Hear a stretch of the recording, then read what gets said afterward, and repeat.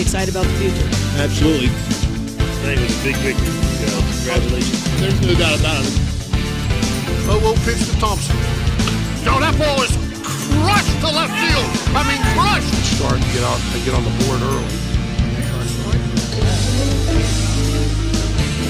Gary, how about the respect? 21-20, and we were 3 yards from upsetting the number 5 team in the state.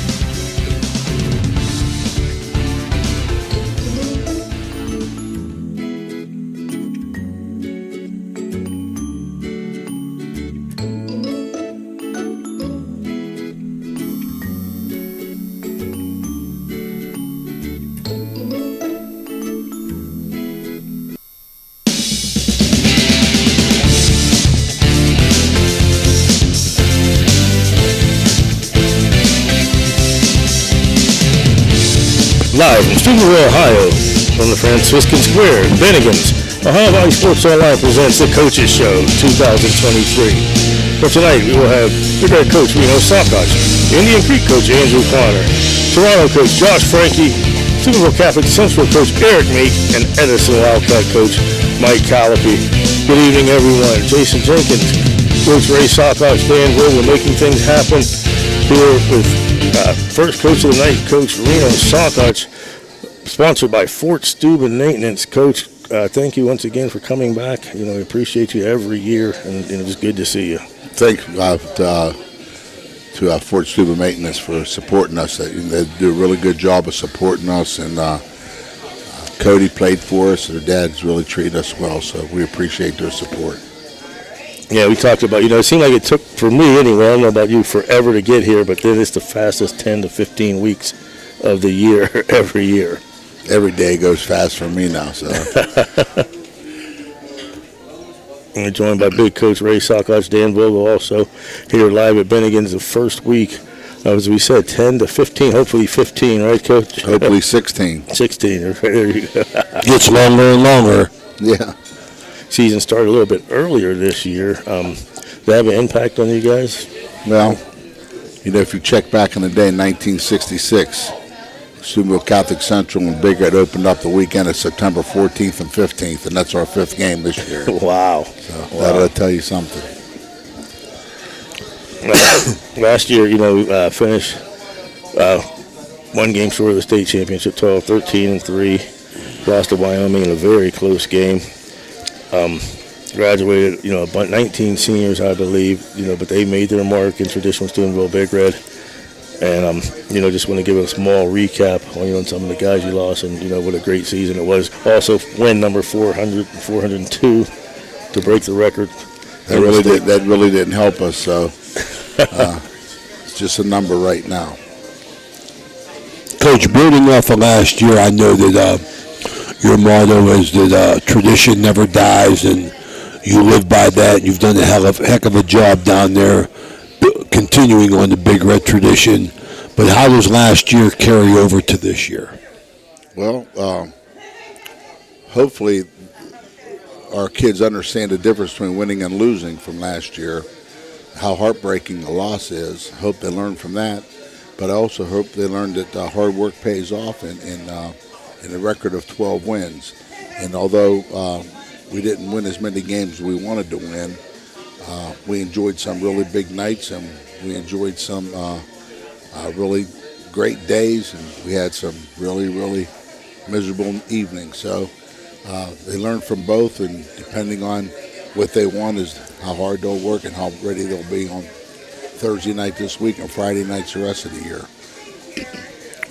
I'm sorry, Jason. You had 2 solid scrimmages this year. I mean, I can't remember the last time Big Red scrimmaged 2 solid teams like that, and I think you look pretty good. Hopefully that will carry over to the season. How's the season look just from? And you got out of them healthy. Got out of them healthy. That's the key. That's the key. We went into our 10-day camp in July with 65 players, and we came out of 2 days with 65 players, healthy players. So that's step one, and I know it takes a lot more than that, but that's step one.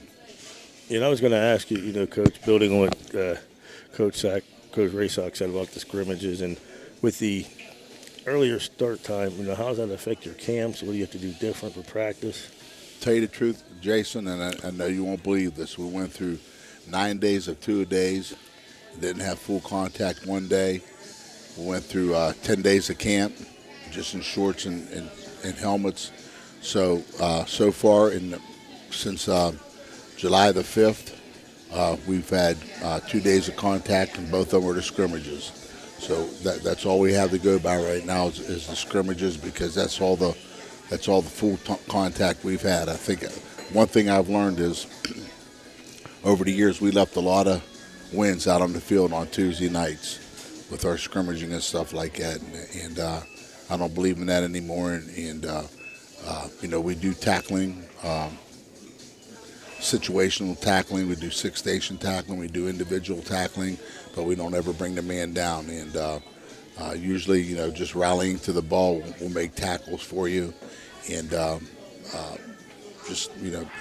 everything's in space now. So just have to rally to the football, and they're going to get their yards, but just so they don't break too many tackles.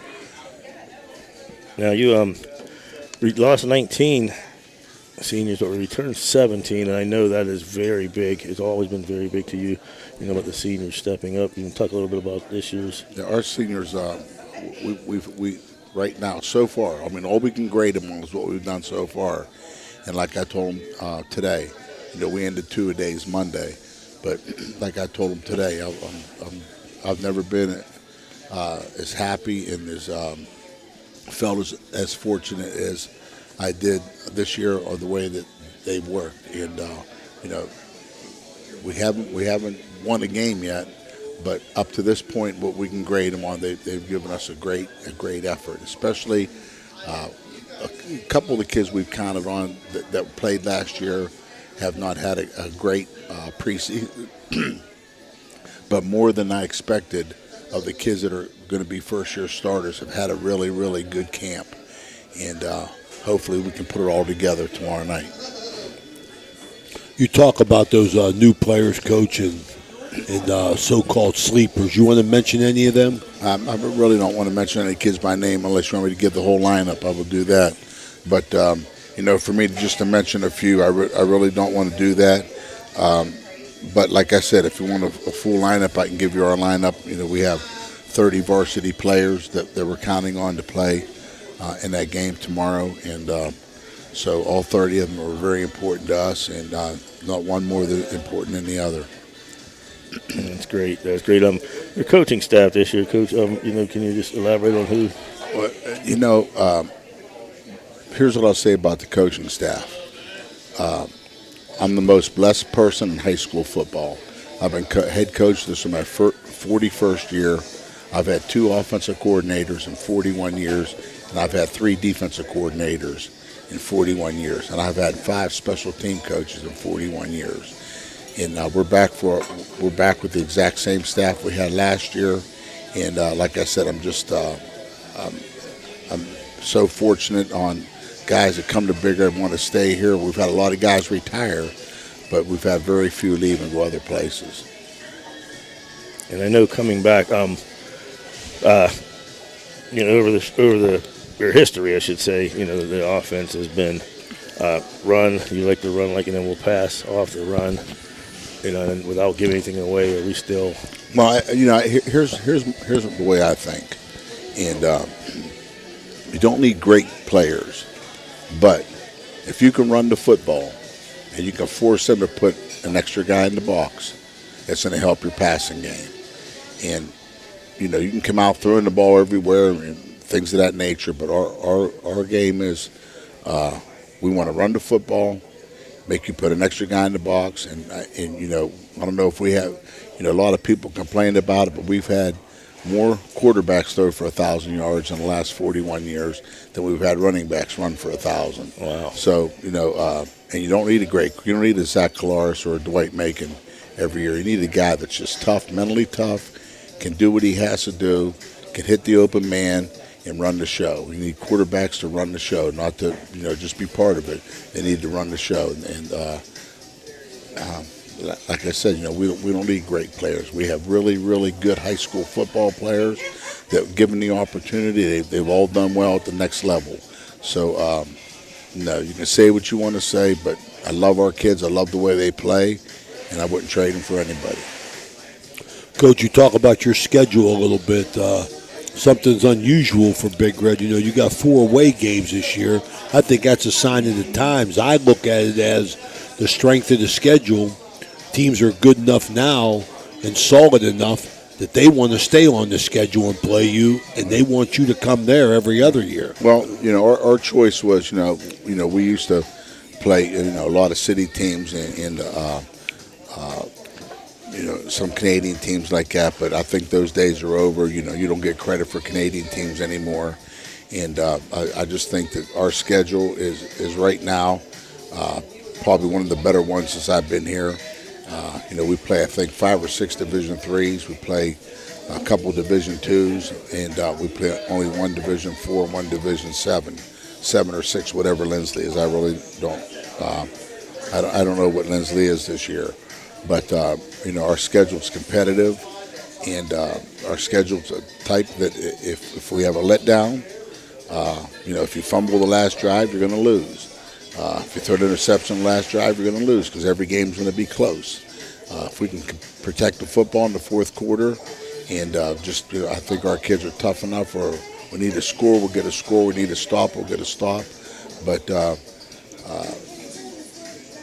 you know, our schedule just our schedule represents one of the top schedules in Division II, or in Division III or IV. Yeah, just looking at their schedule, open up at Ursuline, then home against New Philadelphia, Cardinal Mooney, Pittsburgh USO, away at Dover, then home against Wheeling Park, away at Lindsley, home at Taylor Alderdice, home against University Huntington Valley, and then away against Louisville. University, I would think, in my opinion, is the most improved team over the last 5 years. I hear they're loaded this year. Coach Malbassa does a really good job, and you know, hopefully they are loaded. That means you're going to win a lot of games. So, go ahead. I'm sorry. I didn't mean to cut you off. I'm sorry. That's right. You were talking about that Lindsley squad. People don't realize, you know, they might be the smallest school you played, but that schedule they played and they won every game except one was brutal last year. Yeah, they're a good schedule, good coaches, good players, really, really good players, really good coaching, and you know, as good as they were and as great as they were, you know, it came down to the last drive. As good as Wyoming was, as good as they were, it came down to the last drive. So we got to fix the last drive. Yeah, Lindsley impressed me last year. I mean, they were a good football team, and you play them where? At Wheeling this year. Wheeling, you? Nah, West Liberty. West Liberty. Yes, Okay, that's what I thought. West Liberty. It said Wheeling in the paper, Yes. but that will be interesting. That'll be a fun game. Well, they're all going to be fun games if you win. Miserable if you lose. So, but you know, our focus right now is on Ursuline and getting through our walkthrough tomorrow, Thursday. Have a good walkthrough tomorrow. We want to do that in the morning. Have a good walkthrough. Have a good breakfast. Have a good pregame, and then get on the road. And you know, when Steubenville teams and Youngstown teams get together, it's a physical football game, and there's no place for anybody who doesn't want to be punched in the mouth or get punched in the mouth. And it's just going to be a game that it's going to be 48 minutes of all you got. Hopefully we got a little bit more. We had a chance to talk. I wanted to ask you a question about that competitive balance. You explained that to me a little bit. And where's that put you at as far as your region? Did we move, or are you still in the same We're in place? the same region. I think we're the third largest school in Division IV. And I think the other two, 1 and 2, are with us. And I think that the largest school is Sheridan. And I'm not sure about the second or third, but I think we're the third largest. But we're in the same region, but we were last year. But there's a couple teams added, like Sheridan, who's a really good, well-coached football team that is probably the favorite going into our region. Then you have Bishop Hartley again, and a couple other schools from the Columbus area, a couple schools that we played last year. So there's going to be 5 or 6 really good teams, and you have St. Clairsville, who won our region last year. So our region will be really, really competitive. It's just looking at it. Of course, Division IV Region 15 As you know, that Columbus Hartley, Columbus Bishop Ready, Cambridge is in that region, Carrollton, Columbus East, who you played in the playoffs last year, Sheridan, Licking Valley is always tough, St. Clairsville, Indian Creek, of course, locally in the and then Indian Valley is also in Region 15, but all together, it's just not the Region Division 4. To me, I mean, it's a very, very, very tough division. You got Cardinal Mooney, Glenville's West Branch, Poland, West Holmes, Shelby, Keldering Altar, Clinton, Massey, and Wyoming, all in Division 4. It's a good division. Sure is. So, excuse me. What can you tell us about Ursuline, Coach, and big game tomorrow night? Well, Ursuline, first of all, Coach Reardon has done a really, really good job. I mean, they won when he was there the first time. Then they were Mets and Mets, and then now they're winning again. I think they've had 2 or 3 straight 10-win seasons. Their quarterback's back from last year. He threw for over 1,800 yards. Their tailback ran for over 1,800 yards last year. Their skilled people, all their skills back. Their leading receivers back from last year. Their second leading receivers back from last year. They have a new offensive line, except for one person that played a lot last year. He's one of their guards. And their defensive line is new from compared to last year. But I think their best players are on the defensive line, and one on the defensive line and one linebacker. So, I mean, their skilled people are back from last year, and it's just going to be a game where you're going to have to run the ball and stop the run. We feel like we got to run the ball. We feel like we got to stop the run, and their passing game is potent, and we have to make our defensive line very potent so we can rush them a little bit. But if we let him sit back there and throw, he'll pick us apart the whole night. They're a predominantly passing team, you're saying? No, they're balanced run. Like I said, their quarterback threw for 1,800, and their tailback ran for 1,800 last year. So they're a very balanced football team. One thing, that was very nice to see last year, and hopefully he continues this year. The special teams, the kicking of Cole Bowers, could be an asset during the year. Would you say? Yeah, I think that Cole and I think that Hicks, both of them do a really good job punting and kicking, and hopefully 1/3 of the game is the special teams, and hopefully we're prepared. The biggest thing about special teams in that first game was getting everybody on the field that needs to be on the field for special teams. Well, we will be there tomorrow, folks. Youngstown State University. You can watch the game if you can't make it on Ohio Valley Sports Online. So, keep that in mind. If you can't make it, I'm sure, Coach, we travel well. Big Red fans will travel well. We'll be, packed there. Well, I know that our people go as often as they can go. When they can't go, there's a reason. So I'm glad you guys are there to give them something to watch or to listen to. And hopefully the elderly that support us are still home saying a little prayer for us and listen to it on the radio. All right, Coach. I want to thank you for coming. We really appreciate your time. Wish you the best of the luck, and we'll see you tomorrow and next Wednesday, Thank every you. Wednesday. Any parting things you want to say, Coach, before you go? Roll Red. Roll Red Row. That's Coach Reno Saccoccia of the Steubenville Big Red, brought to you by Fort Steuben Maintenance, folks, here on the Ohio Valley Sports Online Coaches Show. Next up in a few minutes, we will have Coach Andrew Carner from the Indian Creek Redskins. We'll be right back here on Ohio Valley Sports Online. All right, I'll see you, Sack. Thanks, Fort Steuben Maintenance, for sponsoring Big Red head football coach Reno Saccoccia on the Ohio Valley Sports Online Coaches Show. Got a sidewalk that needs replaced, or maybe your roof is leaking?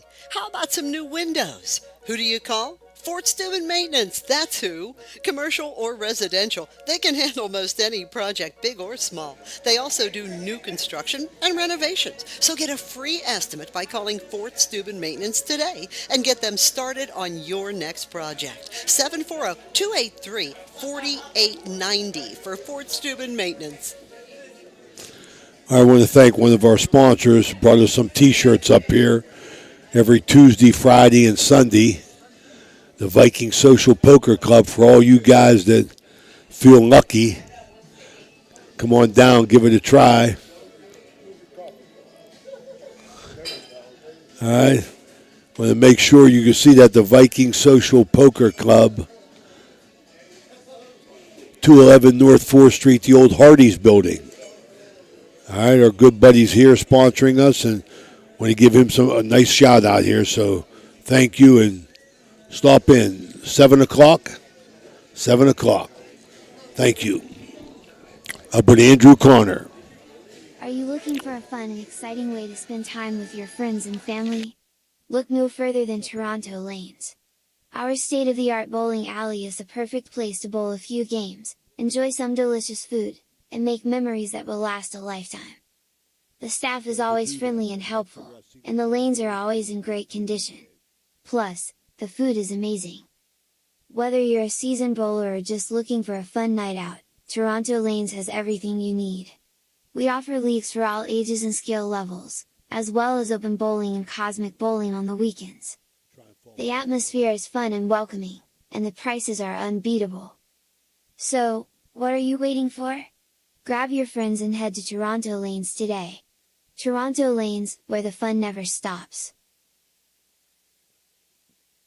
Everhart Bove Funeral Home, they believe you should take care of your loved ones while you still can. Pre-planning at Everhart Bove ensures that your family won't have to worry about the stress of final arrangements during this most difficult time. More importantly, they won't have to worry about how they'll pay for it. Visit Everhart Bove Funeral Home today and discover all the affordable options available. Everhart Bove Funeral Home, Wintersville, Richmond, and Burgolds. And we are back here at Bennigan's, folks, with our first edition of the 2023 Coaches Show, the Indian Creek portion, sponsored by Everhart Bove Funeral Home. And joining us now is Coach Andrew Connor of the Indian Creek Redskins. Coach, thank you once again, as always, for taking time out to come down and visit us. I appreciate it. Thank you very much, guys. Andrew, I'm sorry, Jason. Go ahead, Coach. I wanted to cut something in my eye right away. Andrew, I look at your, in this preview, I look at your breakdown of personnel, and I think it's a sign of last year. I mean, you got 21 sophomores and 15 freshmen, 13 juniors, only 8 seniors. It looks, them young kids are playing, and looks like it's all coming up. Maybe you feel you're ready to compete this year, or you think you're a year away? No, we feel like we worked hard in the off season, and we feel like we're going in the right direction. We feel like we had a really positive off-season lifting-wise, and we felt we had a great summer. We competed at a lot of different college 7-on-7s, and our kids are excited. You could tell there's a little difference there with the kids now growing up, and those freshmen and sophomores have now become sophomores and juniors. And I think just watching the kids today, you could see how much they were waiting and anticipating being able to play tomorrow, and kind of put last year to bed. Yeah, as you mentioned last year. Tough year, took your lumps, as we all know. But 25 returning lettermen from that last year. 57 kids on the team, I believe, this year. That's a huge number. For me, that's the biggest team I've had in 21 years, that 57 kids. So, the kids are there. They're excited. And, last year we played hard. We had moments where, we were very competitive, and then other moments where a little bit of our youth and, just not having the experience that we have this year now coming back, that we lack that. And so hopefully now that we've gone through the trials and tribulations of last year, that our kids will, learn on the job last year, there'll be a benefit of it this year. Yeah, we talked about last year. I remember, week after week, it seemed like 3 great plays and 1 bad play. 3 great plays, and like you said, maybe, that learning experience, gets you over the hump this year. We talked with our kids. The biggest thing for us was never our effort last year. It was our consistency. Right, and that was the thing we stressed in the offseason. That's what we stressed in our 2 scrimmages, was to be more consistent. Not have 2 good ones, 1 bad one, 3 good ones, 1 bad one, because we couldn't make up for the bad ones, and sometimes our bad ones were very bad. And so, I think that as we went through the summer, and especially into our 2 scrimmages, we saw a lot of positives. There was a lot of steps in the right direction. So, we're excited about tomorrow and headed to Cambridge. Who'd you scrimmage, Andrew, and how'd you guys do? We scrimmaged Columbiana, which we've been going against them for the last 20 years. We did really well. They're a smaller school, but, it's a good scrimmage. Columbiana kids play hard. And then we played Carrollton. And, last couple years, Carrollton's really kind of exerted their force with us up front, and we were able to win that one 1-0 with the varsity. And I thought that was a big moment for us because, Carrollton's kids, they play hard.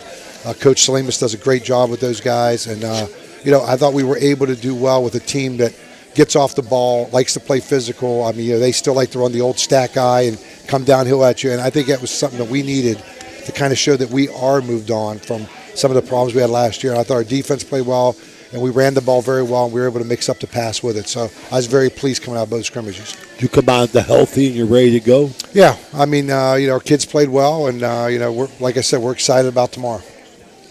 And, Coach, your coaching staff, I see my man over there, Dougie Karras, west of the Hilltopper Mingo, great. Everybody back intact? Yeah, Coach Hammock will call the offense again. Coach Hammock's been with me for 20 years, so he'll do the offense. Coach Kemp will help with the calling of the defense. He has my secondary. And then Coach Osman was a new hire. He'll help correlate the defense with Coach Kemp. I have coaches that have coached with me a long time and played for me. So I got Doug, first of all, okay, and Doug didn't play for me because he's older than me. So and anytime I get a chance to make sure that everybody knows I'm not the oldest on my staff. And then I have, Coach Robinson, coaches our offensive line. He played for me. Coach Wagner played for me, coaches the D-line, offensive line.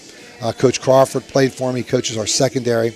As I mentioned, Coach Kemp has our wideout and secondary as well, played for me. And then I hired Kenny Davis Jr., his dad coached me back at Central when I was a freshman and kind of returned the favor here and let Kenny coach with me. And then Mike Wilson Jr. does my special teams, and he also played for me. So I feel like, this is kind of a second act for me staff-wise because these guys now have been with me. They played for me, and they're kind of growing with the program as the kids kind of grow in this year with me as well. I look at your schedule. We talked a lot about it last year. It seemed like you were I had a rivalry game every week, and a lot of familiar names on there other than Utica and Mapleton. You guys got a lot of history with this schedule and these teams, and, that's a motivational factor, I think. It is. I mean, we start with Cambridge, and, we scrimmage them for years, and then they've been our opener now for the past 8 years, and it's become a really good rivalry. Them to Buck 8 with us, and, we go right from that into East Liverpool, and Indian Creek go way back, from the beginning. Right, so, right off the bat, they're Buckeye 8 games. Back to Wintersville. Yeah, so it's, and then we finish that kind of gauntlet there with Brook and Weir High. Again, same thing. Both of those games are long-time rivalry games, and, they're hard-fought games. So, our first 4 games will be a very good test for us because not only 2 of them are Buckeye 8 league games, but all 4 of them, our kids are familiar with those kids. And, I think it's great for us because they're big crowds, and, I feel like that's what gets your kids motivated. When they know who they're playing and they've seen them before, it's their own motivation for them to play well. And then after those 4 games, week 5 at Utica at home. Where are they from? Utica is from out towards Columbus. We played them last year because we couldn't find a game for that week 5, and so it was a home and home. And then we ended up playing Belair, which is a long-time rivalry. Harrison Central, which is right out the road from us. Beaver Local is in the Buckeye North with us, and the only game that's out there somewhat, it's a 1-year deal. We're going to Ashland Mapleton. It's because us and Ferry couldn't work out staying on the schedule with each other, and then we close with Edison. And that's been a rejuvenated rivalry the last couple of years. So again, for us, our schedule's pretty demanding when it comes to the point of kids playing kids that they know and having that extra rivalry and being close to the other teams we're playing. I know last year, Andrew, you depended on the run a little bit with your good running back. How's your offense looking this year as far as run-pass percentage? Well, we're going to go back to, what we had done a couple years prior. We're going to be more shotgun-oriented. We moved our wideout, Zach Byard, into quarterback. Zach's probably the fastest kid we have on the football team. He did a great job last year.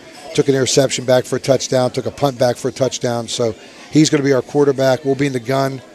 Him and Zion will be back there together. Again, trying to do a lot of that read, where if they jump down on Zion, he'll pull it and run. And again, he has really good speed. It'll be a good complement to Zion, and he does a really good job of throwing on the run, which will involve rejuvenated passing game for us. And I feel like we'll be a better balance offense where you just can't sit there and say, well, they're going to give it to Zion.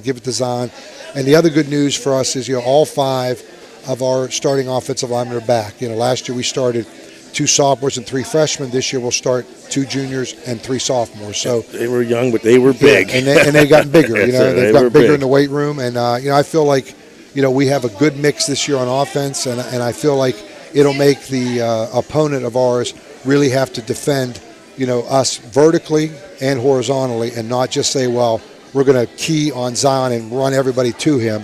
I feel like that's going to open up things for us and even for Zion. Trying to spread out. We won't be so compact. We'll have more receivers in the game, spread everything out, and then force a team to make their decision on what they're going to defend. Will they defend the pass? Will they defend Zach? Or will they defend Zion? And you speak of Zion. McGee, super sophomore last year, the 5'9", 160. He'll be a junior. He ran over 1,200 yards last year, and we did a couple of games, and it just one person couldn't bring him down. I mean, he's good. He had a really good preseason. He ran well against Columbiana. I think he touched the ball, maybe 4 times and took 3 of them to the house. Did very well against Carrollton. The Carrollton coach, told me, man, you've got someone special there because he's always falling forward, and he'll be the kind of back that will tire you out. I mean, yes. Maybe he won't break one early, but he's going to wear you out, and eventually, we hope we get a big play out of him. And if not, hopefully that will kind of open up, our passing game and open up, Zach taking off and running around the edges and kind of forcing the team again not to keep forcing those guys down into the box. Right. How about defensively, Coach? Defensively, we feel again.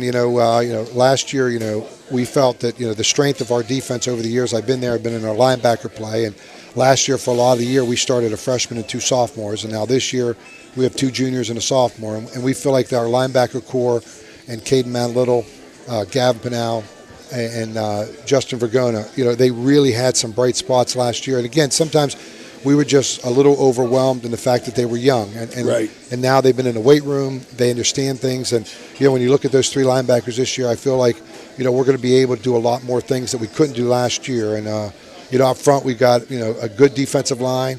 And in the back we have Paul Major and Zach Byard in our defensive secondary. They started all last year. And, we feel like we have a lot of experience coming back. And we feel like we have a very quick defense, and we feel like we have a big defense up front. And again, we're going to try to put a lot of pressure on people and be able to, kind of dictate. Unlike last year, I felt a lot of times we had to play a lot of times on our heels, and that's never good to play defense on your heels. So I feel like, we've taken some good strides, and, I think our defense played really, really well in the scrimmages. And the big Achilles heel last year was good play, bad play, or good play, big play.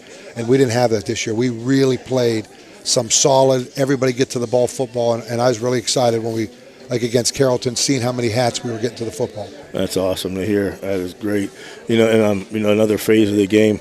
I go back. You had my man Brandon Hiles kicking. How the special teams looking this year?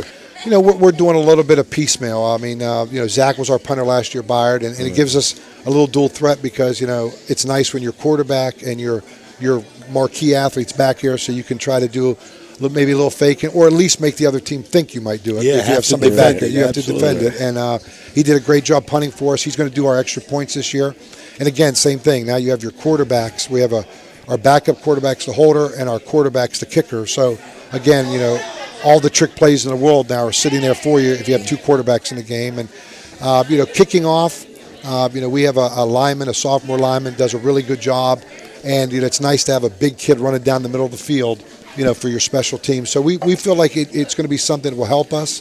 Like I said, our kids have worked hard on all 3 phases of the game, and we hope that we'll be able to do well on all 3 phases when we play tomorrow night. How's the Bodo boy? I mean, I know he's a good athlete. He was hurt and recovering, had surgery or something, receiver, right? Yeah, we may have some bad news with him, and if he's listening right now, my heart goes out to him. And so we'll just have to see what happens in the next few days with him. Well, I'm sorry to hear that. I didn't know. I'm sorry. That's all right. Coach, you talked about you're in Division 4, Region 15, Buckeye 8 North. And, just tell us a little bit about Buckeye 8 North first. Who's all, the Buckeye 8 period, I know that's big to you every year. It is. It's, to me, when you look at East Liverpool, you look at Beaver Local, you look at Harrison Central, Cambridge, Belair, UL, St. Clairsville, Martins Ferry's on its way out. But, you look at those schools, and every year they make you play your best. I mean, I know, maybe to other people it's not a big deal, but when you're in a league, the league members think it's a big deal, and that's all it really matters to. It doesn't really matter what the whole world thinks or doesn't think about. I mean, we know when we play, those games are important to them. They're important to us. We get their best, and we hope to give them, our best. And I think it's been a good league for us over the years.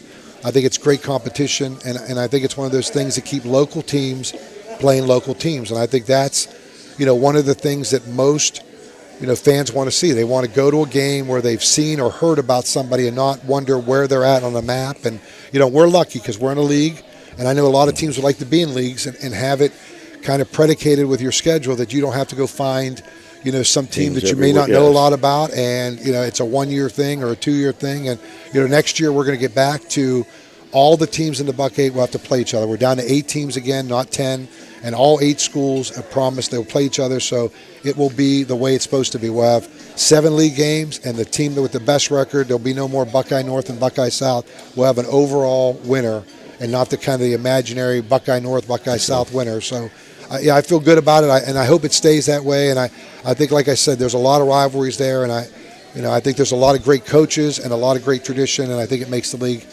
beneficial to everybody who's in it. One thing, and plus, just going to what you just said about that, it's really nice, if you were able to, pull out victories against everybody in the Buckeye 8, and then they play each other, that's just more playoff points for you, because one of them's got to win. And that's the key thing. When we first started the Buckeye 8, that was one of the big parts of it, was that, if you could win some of the outer conference games and then come into conference, you always knew you were going to at least put 2, 3, and sometimes we got 4 teams into the playoffs, and that was the old way with 8 schools only. Right. That's the one good thing about a league. Somebody has to be good, somebody has to be in the middle, somebody has to be bad. And obviously you don't want to be the bad, but if you could win those games, we were able to put in, a 9-1, an 8-2, maybe a couple 7-3s, and because you were playing, you weren't getting those games where you beat 6 teams and then you look at your schedule and nobody won. Right. And if you play in the leagues, like you said, somebody's playing somebody. So if you're having a good year, somebody's winning. They're going to get you some points. You get some points. You're never going to have a week where you have all the teams lose. I know the negative is they could all win, but most of the time you'd rather have that split where you're getting something guaranteed. Right. All right, Coach. Always a joy to talk to you, man. Wish you the best of luck. Any departing comments you want? Well, I want to first, my wife's out here, and I never get a chance to thank my wife for putting up with me. So, amen to that. For her putting up with me for 21 years as the head football coach, I want to thank her for that. And, tomorrow I hope that, if you're out there listening and you're an Indian Creek fan, you get in your car, you go out to Cambridge. I'm telling you, the kids are excited, and I really think we're headed in a very good direction. And I think the kids, are going to represent the school district very well tomorrow night. Coach, good talking to you. Andrew. Always a pleasure. Just want to wish you luck, this coming year. And, I said it's been a joy, and I think good things are going to happen to you this year. Thank you very much for coming once again. That's Coach Andrew Connor, the Indian Creek Redskins, sponsored by Everhart Bow Funeral Home. Dan, we're ahead of schedule a little bit. You want to get Ryan in here? 20 minutes apiece, man. We could do Ryan for a minute. We'll get Ryan, absolutely. We'll get my man Ryan Laser in here, one of our loyal sponsors. Good seeing Also, I want to say a big shout out to. How's your mom and dad? Sitting back in the back, Dan, is Mr. Jim Jaggers Huggins Sr. come down to watch us. I'd be remiss to give a big shout out to our man Jags Huggins Jr. Watching from up above. His dad come in. He's right there, Coach. I don't know if you saw him. I saw him. Yeah. I said hello to him. Jace, I'm on the clock, man. I'm keeping everything at 20 minutes, man. As we said, we got Ryan Laser from the Viking Poker Social Club, one of our great sponsors. Ryan came up. Thank you for a T-shirt for everybody, first of all, Ryan. Absolutely. Yeah, I want to hold that up there real quick. As a sponsor, just you want to tell how's it going down there? It's going good. Like a lot of businesses, sometimes some are slow, but tournaments have been pretty big lately, so we're happy with that. And we're there every Tuesday, Friday, and Sunday. Tuesday seems to be the public's favorite day. It's just a $45 tournament. We're open to the public. All walks of life, everybody from 18 to 90. You'd be sitting at a table with somebody that's a business person, a nurse. I know you've been there a couple times. There's just, all kinds of people that come in, and everybody enjoys themselves. Hear good things about what's going on down there. Happy for you, man. A productive business going on downtown Steubenville, man. It's it's good to see, and we appreciate what you're doing. Yep, we got in there at a good time. There's a lot of businesses opening up now. When I first started looking around down there, I wasn't sure. I had a hard time finding a building, but most people know it is the old Hardee's. I kind of walked in, was like, oh, I could probably make this happen. But since then, there's cigar store, there's multiple restaurants, all kinds of stuff open up down there, and we're just happy. You got First Fridays going on there. Yep. That's a big thing down there. I mean, it's amazing to see how many people come and walk the streets on First Friday. It's pretty cool, and it's good for the community. Ryan, I just want to thank you too, because one thing I know, whenever we're on, you put it on the TV down there. Oh yeah, we have. Really appreciate this. He asked me earlier. I think we have like 18 TVs. With 8 tables, try to have TVs so everyone can watch, whether it's local stuff, Pirates, Little League World Series, whatever it is. But if you guys have something going on, I have it on at least a couple of TVs. That's for sure. We appreciate that so much, and we appreciate you stopping by and saying hello. We always want to take the time at the Ohio Valley Sports Online, the Sports Authority, to thank our sponsors, and feel free to come on anytime you're around. Absolutely. I'm very grateful for you guys, and I've said it before, what you do is amazing. I mean, I graduated 2011, and this wasn't there. I had family come from North Carolina, Maryland, all over, and I was fortunate for that. But, if they weren't able to make it, man, it would have been nice just to shoot them a Facebook link, a YouTube link, something they could just sit at home and watch. So it's pretty amazing. All right, brother. Thanks for stopping by. Yeah, that's Ryan Laser. Absolutely. Thank you. Thank you, sir. Thank you, sir. I'll see you again down there. It's a beautiful place down there. And, folks, he touched on something. If you haven't done yet, please do so. Subscribe. It's easy. Go to YouTube or Facebook. On the YouTube page of Ohio Valley Sports Online, hit subscribe. It costs you nothing, but it helps us in our quest. Because we get 2,000, we are getting bigger and bigger. And also, Coach, football season starting. It's time for sponsorships, right? Amen, brother. If you want to sponsor, go to our webpage right there. Contact me or Jason or Danny. We got $700 package, $1,000 package, and a $2,000 package. And we'll give you a lot of bang for your buck. I want to thank a couple of the new sponsors coming on. They're sponsoring some of the shows later tonight for the Toronto Red Knights at Toronto Lanes with new owner Joe Lepon, and the Post Kitchen too. There, the food is excellent there at the restaurant in the Lanes. He's got a summer special going on, $2 per game and $1 shoe rental. Bowling going on all summer. So, folks, you get a chance, stop down to Toronto Lanes. And also, folks, our other new sponsor, our man Corey Freeman and the good folks up at the Friendly Tavern sponsoring the Edison local portion of the show. I want to say thank you to Joey Lepon and Toronto Lanes and Corey Freeman up at the Friendly Tavern sponsoring the Edison Wildcats and Coach Mike Collopy. Tuesday nights, Friday nights, karaoke at the Friendly Tavern. And then Wednesday, they also have their Queen of Hearts. So thank you once again, Corey and the Friendly Tavern and Joey Lepon and the Toronto Lanes with the Post Kitchen too. We'll be right back after a word from our sponsors. Thanks, Everhart Bow Funeral Home, for sponsoring Indian Creek head coach Andrew Connor on the Ohio Valley Sports Online Coaches Show. This broadcast is brought to you by Ohio Valley Sports Online, your sports authority. Subscribe to our YouTube channel and get instantly notified when we go live on our next broadcast, only on Ohio Valley Sports Online. Everhart Bow Funeral Home, they believe you should take care of your loved ones while you still can. Pre-planning at Everhart Bow ensures that your family won't have to worry about the stress of final arrangements during this most difficult time. More importantly, they won't have to worry about how they'll pay for it. Visit Everhart Bow Funeral Home today and discover all the affordable options available. Everhart Bow Funeral Home, Wintersville, Richmond, and Burgolds. Got a sidewalk that needs replaced, or maybe your roof is leaking? How about some new windows? Who do you call? Fort Steuben Maintenance, that's who. Commercial or residential, they can handle most any project, big or small. They also do new construction and renovations. So get a free estimate by calling Fort Steuben Maintenance today and get them started on your next project. 740-283-4890 for Fort Steuben Maintenance.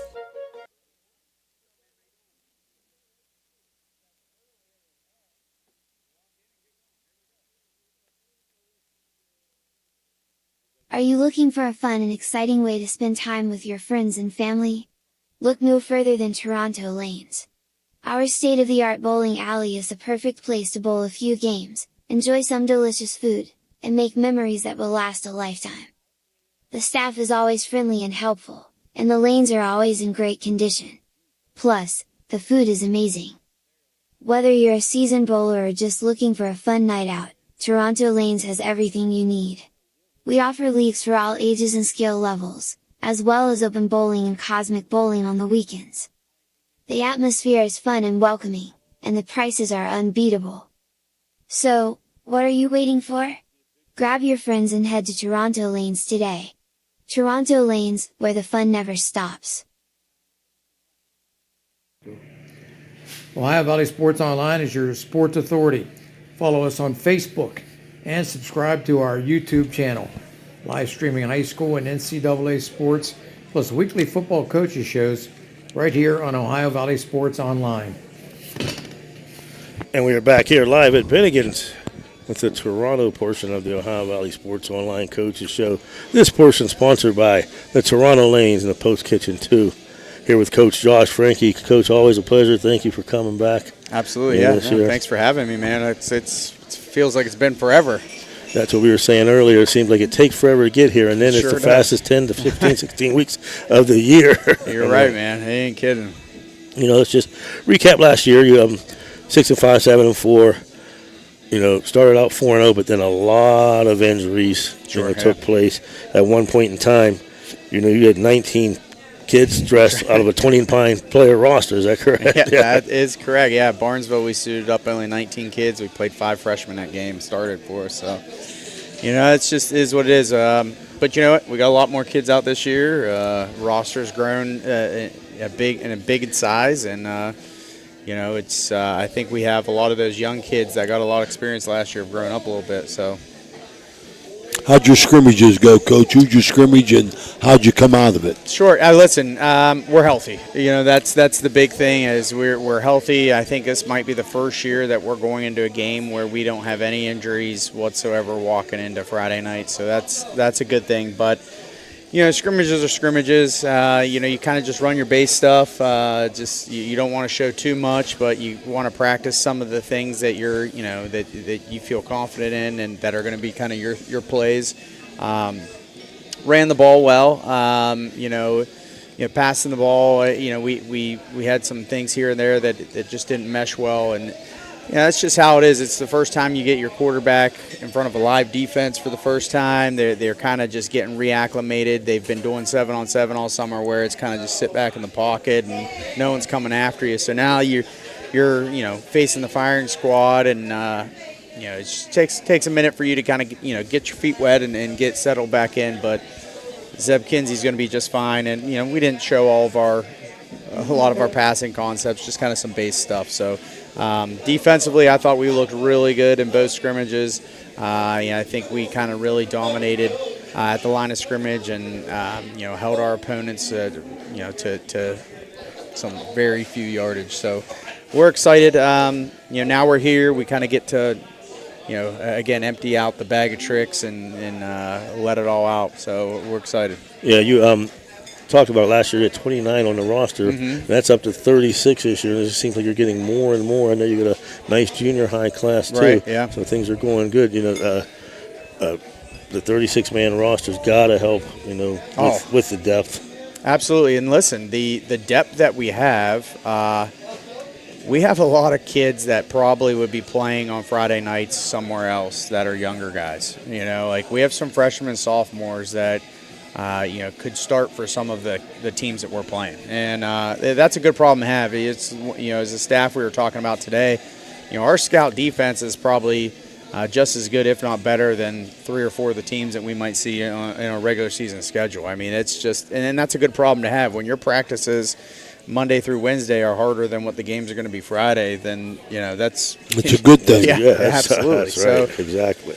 You mentioned your staff, Coach. Your staff's still the same. Who you have coaching with you this year? Listen, everybody's back. Matt Ludwig's back at defensive coordinator. Dan Schaefer at special teams coordinator.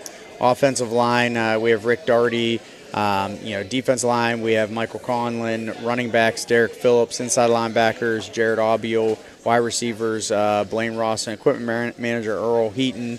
I don't think I'm missing anybody. I think it's everybody. So the whole staff's back. That's a good thing. A lot of these guys have been with me for the last 4 or 5 years. Coach Ludwig, our defense coordinator, has been with me all 6. So when you get that kind of continuity back, the kids are, that's what they're comfortable with. They know them. Things can get a little heated at times, and they can get on the players. But when you have a staff that the kids have been acclimated to for so long, it's kind of just like your dad yelling at you. Yeah, absolutely, man. Nothing bad about that. Coach, what do you plan to do offensively? What will your talent or your personnel allow you to do this year? Whatever's working. I think this is the first year that we're really spoiled. We have a lot of weapons. And I feel like if we want to run the ball, we can hang our hat on our big offensive line, and we have some really talented runners in the backfield. If we want to throw the ball, obviously we have a pretty decent quarterback, and we have some very talented receivers. I think we probably have about 6 wide receivers that we're comfortable putting out there at any given time that can produce and get us yards. So. We're running multiple personnel groupings this year just to try and get all the weapons on the field that we can. And I like it. Yeah. So, Coach Sack, you want to name any of that personnel, Coach? Sure. I'm sorry, Coach. You say I don't want to cut you off, but he's being very modest, Coach. They have one of the biggest lines in Division 7. Big boys, we saw them last year. Best absolutely. wide receivers in the state, if not the best in Boston. They have a great tailback in Cam Bake, and they've got one of the best quarterbacks, and they are. I expect him to score more than 33 points. Well, he can't come on and say that, though, right? He can't, but we can. Listen, one of the weapons I think a lot of people don't know of because he didn't get to play last year is Mason Marchbank. And, right, yes. I'm going to tell you right now, I told Zeb today, if all else fails, you just throw it to Mason because he'll catch it. Right. So and him and Dom, listen, we have some talent. And again, we're kind of spoiled. And that's at these small schools, you hit cycles, and we're definitely on an up cycle. So, we're very fortunate, and we're looking forward to what hopefully is a good season. But listen, health plays a major factor in that. We got always does, right? Got to stay healthy. If you start to lose some of those weapons, and you're turning to some younger, unexperienced kids, they may be good, but it's not quite the same as having experience. I agree. Quick question I got to ask you too, Coach. With the earlier start this year, we got on that with Coach Sack. Did you have to do anything different? I mean, it's looking like it's getting earlier and earlier every year. A little bit. I think this year, if there was going to be a year for an earlier start, this was the year for it because we return almost everybody on both sides of the ball. So, that we practiced in shells and then later in the week full pads that last week of July. Because of the new acclimation period schedule. And, to be honest with you, I felt very confident after that first week. I thought we were pretty game ready. I thought we were ready to go. And again, that's just because of the mental experience. The guys are running the same system. They know what they're doing. But that also helped us, too, is, we spent the last 2 to 3 weeks getting some younger guys in and getting them experience in practice and understanding what to do when need be. How about defensively, Coach? What kind of scheme you got going on? We're still in our 3-3 defense. And again, you can do a lot of things off that. Yeah, and that's what I was going to say is it's very loosely based 3-3. And I think our defense kind of reacts to what you give us. It's kind of amorphic in the fact that we're going to morph defensively to cover what you bring out to us as far as offensive sets. So, if you're in a double tight with a wing back, like we can morph and be into a different type of defense. And if you want to go 5 wide receivers, again, that's going to morph again, and we're going to kind of evolve to cover what you're throwing at us. So, and that's kind of why we like the 3-3. It's no surprise. I'm an offensive guy, and being an offensive guy is part of the reason we run that 3-3 stack is because, as an offensive line, it's very difficult to block when those linebackers and defensive linemen are stacked because you don't know who's responsible for what gap. So it makes it difficult. And now as an offensive line, you're having to read everything post-snap to determine who you're blocking. And that's a pain for a lot of offensive linemen. So. And, one thing, we talk about your offense and, the defense. But one thing I know that you guys are very, very, very, very big on is the special teams. Sure, yeah. The kicking game, not only that, but the return game. You were featuring once again one of the best return guys in the state. It's funny, a couple games we did, I was surprised. I can't believe they're kicking to him. Listen, they Don Boucher is the school record holder as far as both punt returns and kick returns in a career. I mean, there's no question he's the best return guy that's been in Toronto's history. I don't think that's even debatable. And obviously it's a running bet this week is whether or not East Canton will kick it to him or not. But East Canton's not from around here. They probably don't know a whole lot about our team, and obviously you don't see special teams in scrimmages. So I would imagine they're probably going to at least test the waters. And if you remember correctly from last year, very opening kickoff was returned for a touchdown by Dom. So you kick it too many times, and you're playing with fire, and he's going to get you. You talk about your schedule, Coach. You got East Canton, East Palestine, Weir, Madonna, Oak Glen, Edison, Buckeye Local, Connaughton Valley, Caldwell, Central. Who's new and who's old? East Canton's new. East Canton is new. We have Caldwell's new, Connaughton Valley's new, and Weirton's new. So we 4 new additions, and we like the way the schedule sets up. Early on we kind of open with some games with some smaller schools similar in size to us. So again, it just allows you to get your feet wet, play a similar size school. East Canton, East Palestine are both D6. And then we get our first test in Weirton. Yes. So when we start to get in the middle of the year, that's when we like to test ourselves a little bit. So Weirton's obviously a much larger school. I think that Ohio, they'd be comparable to a D4 school. Then we get Weirton Madonna. Kind of catch our wind a little bit before we get into Oak Glen, another D4 school. Edison, a Division 5 school, Buckeye Local, a Division 5 school. So we kind of go through a gauntlet there in the middle of the year again, but that's what we like to do. Hey, let's find out how good you are in the middle of the year. And then kind of things drop off a little bit, and we get to, again, lick our wounds and catch our breath a little bit before the postseason, and we end up with Connaughton Valley, Caldwell, and Central, who are all Division 7 schools. But Caldwell had a very good year last year, went a couple rounds deep in the playoffs, ended up losing to River in the playoffs. So Connaughton Valley's had a couple good years too as well in the last couple years. They have. So listen, I think it's a great schedule. I think it allows us to again get acclimated to the game and play in live action.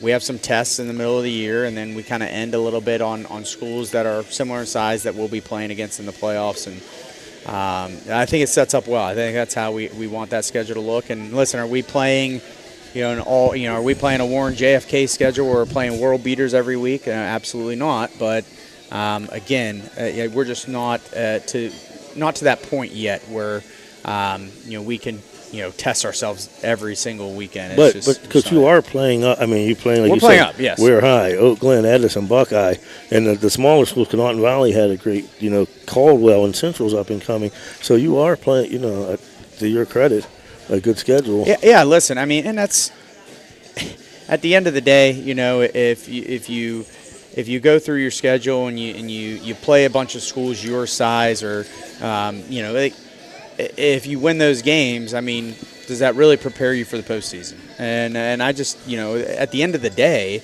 I think everybody's mission is the same. It's if you're not showing up every year trying to make it to a state championship, whether those are realistic expectations or not, if that's not what you're playing for, if that's not where you're showing up, then why are you even playing? Right. So again, you got to get the experience that's going to prepare you to hopefully make a run in the playoffs, and you're not going to get that by playing a bunch of schools your size that you can kind of beat up on, and it's just that there's no test or challenge in that. You got to prepare yourself.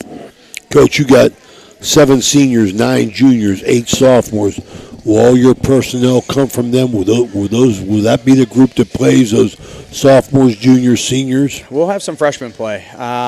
We have some up and coming freshmen that I'm I'm really impressed with. You got a guy like Drake Boucher, who's another Boucher coming through. He's a big kid for a freshman. So he's going to play some linebacker, some running back for us. We have another Xavier Kinsey coming up. Obviously a good pedigree with the Kinsey name. He's a hitter, man, and he's going to be good. We have Laz Bloomer. I was going to ask, that's my neighbor. How's my man doing? Laz Bloomer on the defensive line. He's actually going to be in our defensive line rotation. We're rotating probably about 8 guys on the defensive line. He's one of them. He'll play a little bit on Friday nights. You got Brody Close, who is another rising star in my opinion. He's already 6'4", about 190. He's a tight end, receiver, safety type. Just a phenomenal athlete, and again, really big for his size. And we have some rising linemen that Collier Espinoza and Ethan Thomas, who they look to contribute early as well. So again, just kind of it's good problems to have when you got a full cabinet of kids. But those freshmen are they're going to play. They're going to play a good. Coach, you got eight linemen that rotating on the defensive line.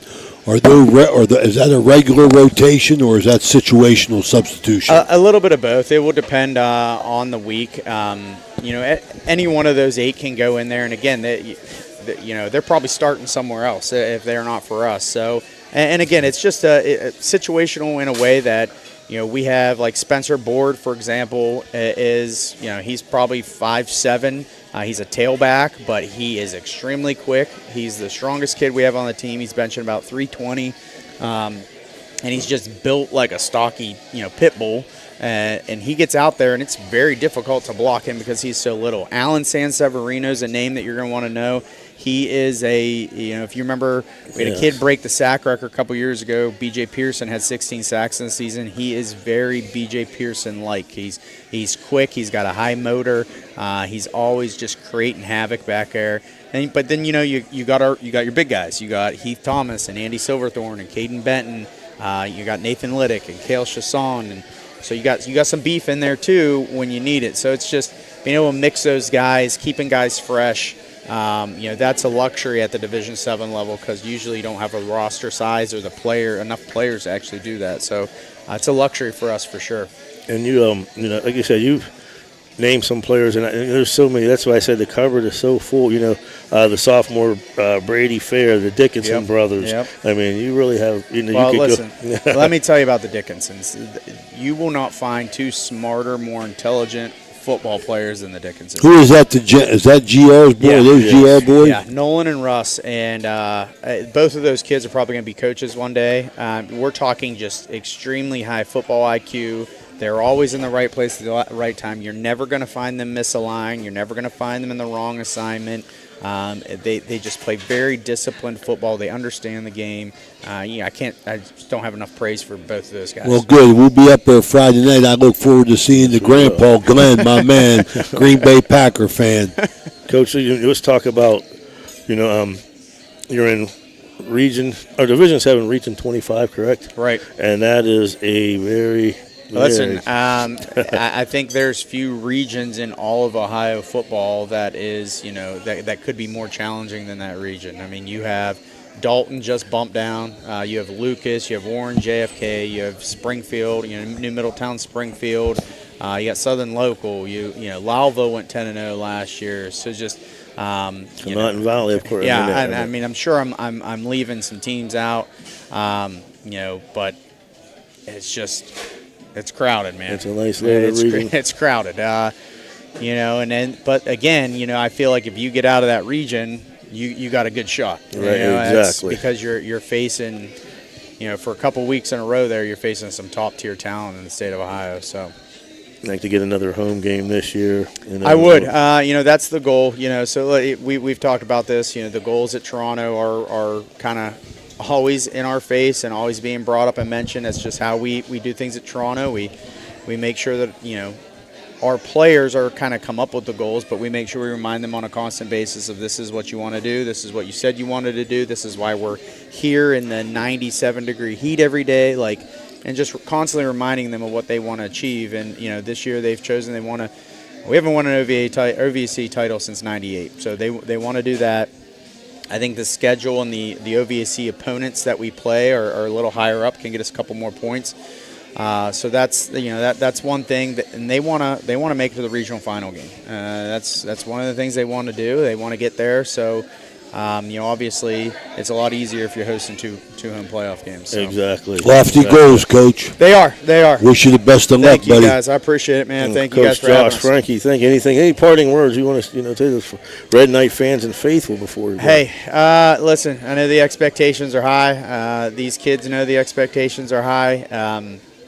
Just come out, support, and understand that, nobody puts higher expectations on themselves than our coaching staff and our boys. So I appreciate that. Appreciate all the support so far, and we're just as excited as all the fans out there. All right, remember now, next Wednesday when you come, you bring some T-shirts for me, Dan, and Jason. All right, brother? All right, man. Thanks, all right, guys. man. Good luck to you. Thank you. We'll see you Friday. That was Coach Josh Frankie. The Toronto Red Knights brought to you by the Toronto Lanes, featuring the Post Kitchen 2.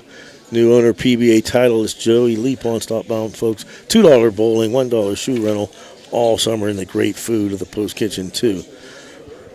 With that, we're going to take a short break. We'll be back with Coach Eric Meek of the Steubenville Catholic Central Crusaders here on Ohio Valley Sports Online. Jason, I'm getting us a T-shirt from every team. Andrew. Come and visit the Friendly Tavern on 213. Our little neighborhood bar is the perfect place to unwind and have a good time with friends and family. Here are some reasons why you should drop by. Fun and friendly staff. Our staff is always ready to welcome you with a smile and make sure you have a great time. Reasonable prices. We offer great food and drinks at prices that won't break the bank. Great food. Our commitment to using only fresh and high-quality ingredients means that every dish we serve is delicious and satisfying. Community feel. The Friendly Tavern is a place where everyone knows everyone. Come and be a part of our friendly community. Highly recommended by our customers, the Friendly Tavern is the perfect spot for a night out or a quick drink after work. Don't miss out on the fun. Drop by today. This broadcast is brought to you by Ohio Valley Sports Online, your sports authority. Subscribe to our YouTube channel and get instantly notified when we go live on our next broadcast, only on Ohio Valley Sports Online. A pioneer of casual dining, Bennigan's is internationally known for its unique neighborhood vibe and exceptional chef-driven food. Come to Bennigan's on University Boulevard to stir up a great memory. Come for happy hour Monday through Friday from 3 to 6 p.m. and get $1 off draft and bottled beer and $1 off signature cocktails. Grab some bar bites too, only $5 from 9 p.m. to close. Hey, are you a soccer fan? Check out the schedule of English Premier League soccer games. Bennigan's even has delivery service, and the number to call, 740-792-8080. You got a friend at Bennigan's.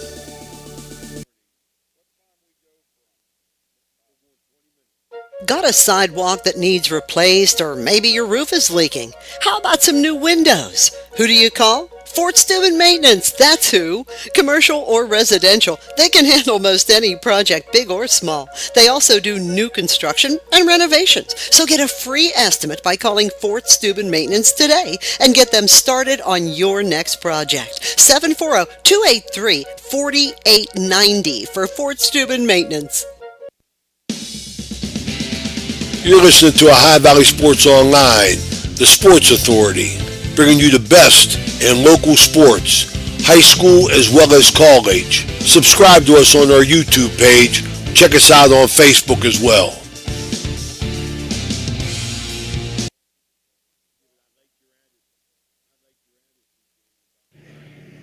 This broadcast is brought to you by Ohio Valley Sports Online, your sports authority. Subscribe to our YouTube channel and get instantly notified when we go live on our next broadcast, only on Ohio Valley Sports Online.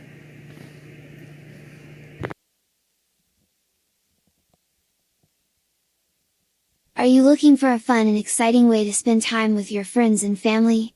Look no further than Toronto Lanes. Our state-of-the-art bowling alley is the perfect place to bowl a few games, enjoy some delicious food, and make memories that will last a lifetime. The staff is always friendly and helpful, and the lanes are always in great condition. Plus, the food is amazing. Whether you're a seasoned bowler or just looking for a fun night out, Toronto Lanes has everything you need. We offer leagues for all ages and skill levels, as well as open bowling and cosmic bowling on the weekends. The atmosphere is fun and welcoming, and the prices are unbeatable. So, what are you waiting for? Grab your friends and head to Toronto Lanes today. Toronto Lanes, where the fun never stops. And we are back here at Bennigan's, folks. You can't join We us. keep on rolling, don't we, Jason? Yes, Just sir. keep on rolling. Yes, sir. Folks, for our first of 10 to 15, hopefully 15 to 16 weeks of the Ohio Valley Sports Online Coaches Show. And we are back with Steubenville Catholic Central coach Eric Meek. This portion of the Coaches Show is sponsored by our host, Bennigan's, tonight here. Great atmosphere, great people. Come on in down to Bennigan's to watch the Next Coaches Show. Coach Meek, always a pleasure. Thank you for coming back. Good to see you guys. Excited about, a new year.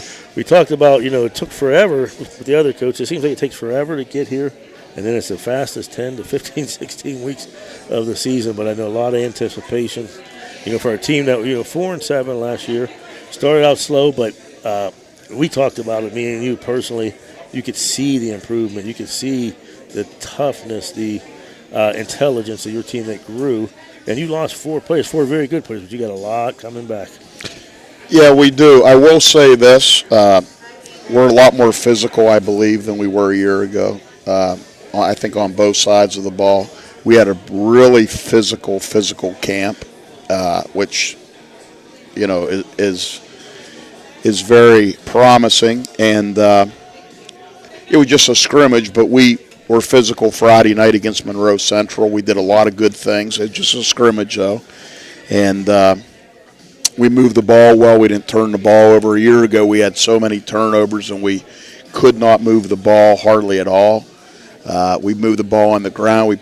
We moved it through the air, and our defense played outstanding. So, we need to – Friday night's a big night for our program because we haven't won an opener in a long time, and I think that if we could get the win Friday night and stay healthy, everybody needs to stay healthy. Every small school coach you talk to, up and down the river, across the state, everyone needs to stay healthy. We got 28 kids on our roster, and, we just got to – we have some kids that I just feel the physicality. Our weight room was outstanding. We lifted really hard in the off season. Every kid was there. Like I'd say the attendance was over 90%. And, we had some kids. I'll give you an example. We had one young man who's starting for us both sides of the ball. His bench press went up 70 pounds. Wow. And he looks like a different person. Wow. So that's just one example. So, another year, a year ago when I got hired in mid-March, I was working so much on just trying to get to know the kids. And now we've been through that whole off season. And, I'm kind of getting more involved with the coaching now. We're getting back to my type of offense. And, I think things are looking good, but we haven't won any games yet. I've said it a million times over the last year in the off season that it's such a fun place to go to. Our locker room is just, the kids are just a really close-knit group, and they do everything we ask. But, we just haven't been able to win yet. And I said if we could start winning consistently, it's going to be even more fun. So hopefully we get our first one Friday. It brings me back, Coach. You talking like that. You remind me of our good buddy Rich Donnelly when he came back to the Pirates, and Jim Leland with his friend Jim Leland was the manager, and they were the motto for the Bucks that year was "We play hardball." And Jim Leland was so tired of hearing "we play hardball," he said, let's win. You know what I mean? Let's not play hardball. Let's just win. And I noticed looking at your personnel that your offensive line are all 4-year, 3-year players, and that's, I think that's going to be a big advantage for you offensively and defensively on the offensive line because you know as well as I do that's where you win the game, on the offensive line and the defensive line. Talk a little bit about those kids. Well, yeah, the offensive and defensive line. So we got Cody Carver coming back at center. Of course, Cody had a great year in baseball. And that's the other thing. The kids had some success in the winter and spring. Yes, they did. In other sports. Yes, and we're they hoping did. that'll carry over. And at guard on the right side, we got Braden Rauch and his younger brother Peyton at guard and tackle.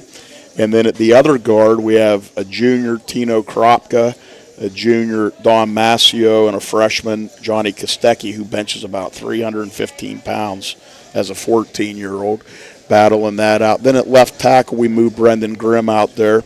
We have two guys at tight end that were rolling. They're both doing a great job, both juniors, Noah Huff and Cam Bradley.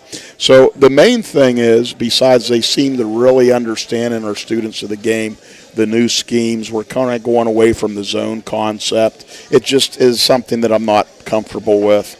We're going back to old school football, power trap, ISO sweep, all those things. Oh, you talking my language. Yeah, you'll like that. Everything has been, it's amazing how it's been all zone blocking anymore. It seems, it just seems different to me. We're even going to huddle up. And there you go. That's the way it's going to be. So, but again, besides being the student of the game, the physicality is what I've seen. But they're big kids. Yeah, and they're stronger. But the physicality's improved. But again, we got to stay healthy because numbers. Right. I'm not the only one saying it. I mean, there's teams on our schedule that have less than we have.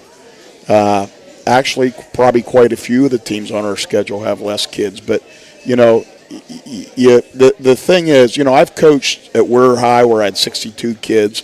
1 year at Wellsville, even though a small school, I had 57. I've had 47 on 2 or 3 teams a few years ago at Toronto. When you have big numbers, you can go ones against twos. But when you're in the 28s and the 30s and low 30s, you need it's really hard from a scheme standpoint to coach because you got to get kids ready, and sometimes guys got to know 2-3 positions, so you're always scrambling. Coach, we don't want to forget him. I was a little bit out of order because I was excited about your Letterman coming back, but we wanted you to talk a little bit about your coaching staff, any new guys, any old guys, because I know that means a lot to the kids being familiar with guys. Well, the staff's really all new. It is. Yeah, pretty much all new. Seth White is the only holdover. Seth's back from a year ago, and he's coaching the receivers and defensive backs. Our defensive coordinator has been a long-time Catholic Central guy who came up from coaching the middle school, and he was on Greg Baines' varsity staff for a while, and that's Ted Kostecki. And I know Ted, absolutely. Ted's a great guy. We got Dave Brown from Indian Creek, who Sam Fornsaglio used to say is the strongest man in the world. He's helping Ted coach the offensive and defensive lines. We also have a young man by the name of Gabriel Erickson, who's Father Josh Erickson's brother, who's a young man that wants to get into coaching. And then we got Leo Lanigan, of course, back with the 92 equipment. years old. And we just added John Serafini's grandson, young John Serafini. John, okay. So, that's John's son. Yeah. That's young John's son, right? Yes. And then I got some older guys, those old foxes with their wisdom. My dad, he don't like me telling this, but he's 80. How old is Dad? That'll be 83 in November, but he's sharp. God bless him. And he helps us with a lot of film breakdown. Todd Phillipson, Mike Lemmel, Moose Pizzaferrato, all old Central guys. Old heads, man. Yep, and those guys coach for some great coaches or some great staffs, and to have them around and able to do some work behind the scenes is really nice. That's good to hear. Tell Leo don't be jumping out of no planes. He just did another one. Oh, my. Let me ask you this, Coach. You lost four very good players, especially you can't replace Andrew Dorsey, Big Willie Rowe, Deshaun said it. But, you talked about the switching of the offensive styles, and I know Tyler got a lot of playing time last year. I was really impressed with BJ and Tommy Perzi, who I think is one of the best athletes in the Valley. how much you're going to be leaning on them this year. Well, you also left out Nico Petrella. Nico was a great young man down at WVU. But, so Tyler Ialenta, I tell our quarterbacks, I've told all my quarterbacks over the years, you got to complete 60% of your passes, make great decisions, and don't turn the ball over. And that's a pretty good job, a good evening if you can do that. And Tyler has really understood, don't just throw the ball to somebody because you're trying to spread the wealth. That's not how you play football. I call that backyard football. You take what the defense gives you, and he's understood that. He had a good night the other night and has done really well in practice. Plus, he's hard to bring down. And what I like about Tyler when he runs the football is he always falls forward. He played a little bit of quarterback last year, didn't he? Yep. I remember. Yep. Was he the catcher on the baseball team? No. Who was that? Was that BJ maybe? I don't know. I can't remember. Yeah, me neither. Because I'll tell you something. That baseball team was they a good group. They did really well. And so then we got Tommy Purgie and BJ Fallon at tailback, and then they'll also be out wide, both of them. I got two young men at fullback right now that I'm going to roll, both juniors. Timmy Mahalio and Jimmy Hernan, and then Toby Ruciano, who's a senior, is pushing them. And then we have also at receiver, we got the fastest kid on the team, a sophomore who plays hard. He's physical, and his name's Matthew Sprocki. And good central name. His grandfather was a coach when I played. Right, Herbie. Yeah, and we have some other guys pushing. Zach Bryan is a receiver, and we have a few young kids that we're bringing them along. They're just they're young and they're not quite as big yet and as fast, but they're doing a good job as well. How about defensively, Coach? What do you look to do? Well, we're going to stay in our 4-4. We were really physical the other night. I was in the intensity, the enthusiasm that I had a couple long-time Central people text me late Friday night when I got home and said that's the first time that they've heard the pads cracking like that a long time. So, Coach, good to hear that. So, we have Tyler Ialenta and Braden Rouch at inside backer. We're having a heck of a time blocking Peyton Rouch at tackle. You also got Tino Kropka, Johnny Kostecki, Toby Ruciano inside. You got at defensive end, you got Brendan Grimm, who had a heck of a season last year. Yes, he did. He plays so hard. And then you also got Noah Huff and Cam Bradley. And then at outside backers right now, we have Timmy Mahalio and BJ Fallon. We got Tommy Purgie at corner. Tommy Purgie at safety. And our corners are Matthew Sprocki and Jimmy Hernan. So, we got we're ready to go. Of course, can't forget about our punter and kicker, Daniel Bolster. Well, I was going to bring up, Coach, that, we talked about the experience and toughness on the offensive line, but being a small school, they play both ways. I was so impressed as a year winner along just the Roush brothers, the Reaper, I call him, Brendan Grimm. That's where I think people are really going to be shocked as those guys getting to the ball. We'll see because, you haven't asked about our opponent, but, I think it's going to be a dogfight Friday because I don't care, if Wellsville's ever has a young team, it's going to be a good challenge because you don't ever underestimate Wellsville. And if our kids can play as physical with the spirit that they played the other night and smart football and just turn it up a notch, I think we have a decent shot. How is Wellsville, Coach? It's Wellsville. That's my attitude. I look at it, like I don't know Central and I don't know Wellsville. Do you remember me and you standing along the fence at the Powder Puff game like 15 years ago? Well, my daughter was quarterback for Big Red. Remember there was a big brawl? Yes. I was out there breaking it up. I remember that. So Raymond and I go way back. Yeah, I remember that, Coach. So, but I think personally, that is a tough opener for Central. It is. I think that's a tough opener. It's going to be a great rival. Remember now, I got a lot of friends in Wellsville. Wellsville is a great community, a lot of genuine, great people. And good sports community. Yeah, I taught there 16 years, lived there 12, head football coach for 8, and I'm going to tell you something.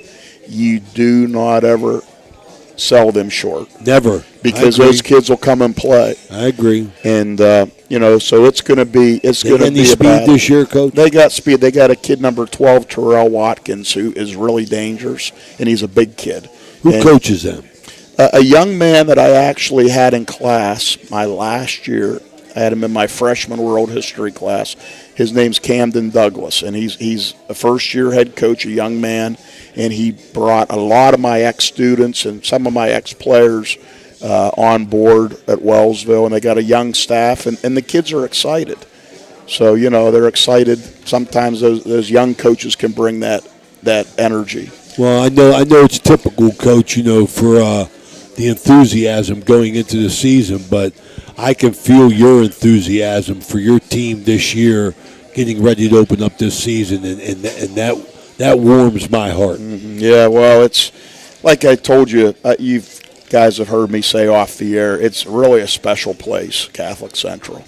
And now that I'm a part of it, and you see, just when you walk in the building, you can just feel it. And the people want to win. We always want to treat our opponents with utmost respect.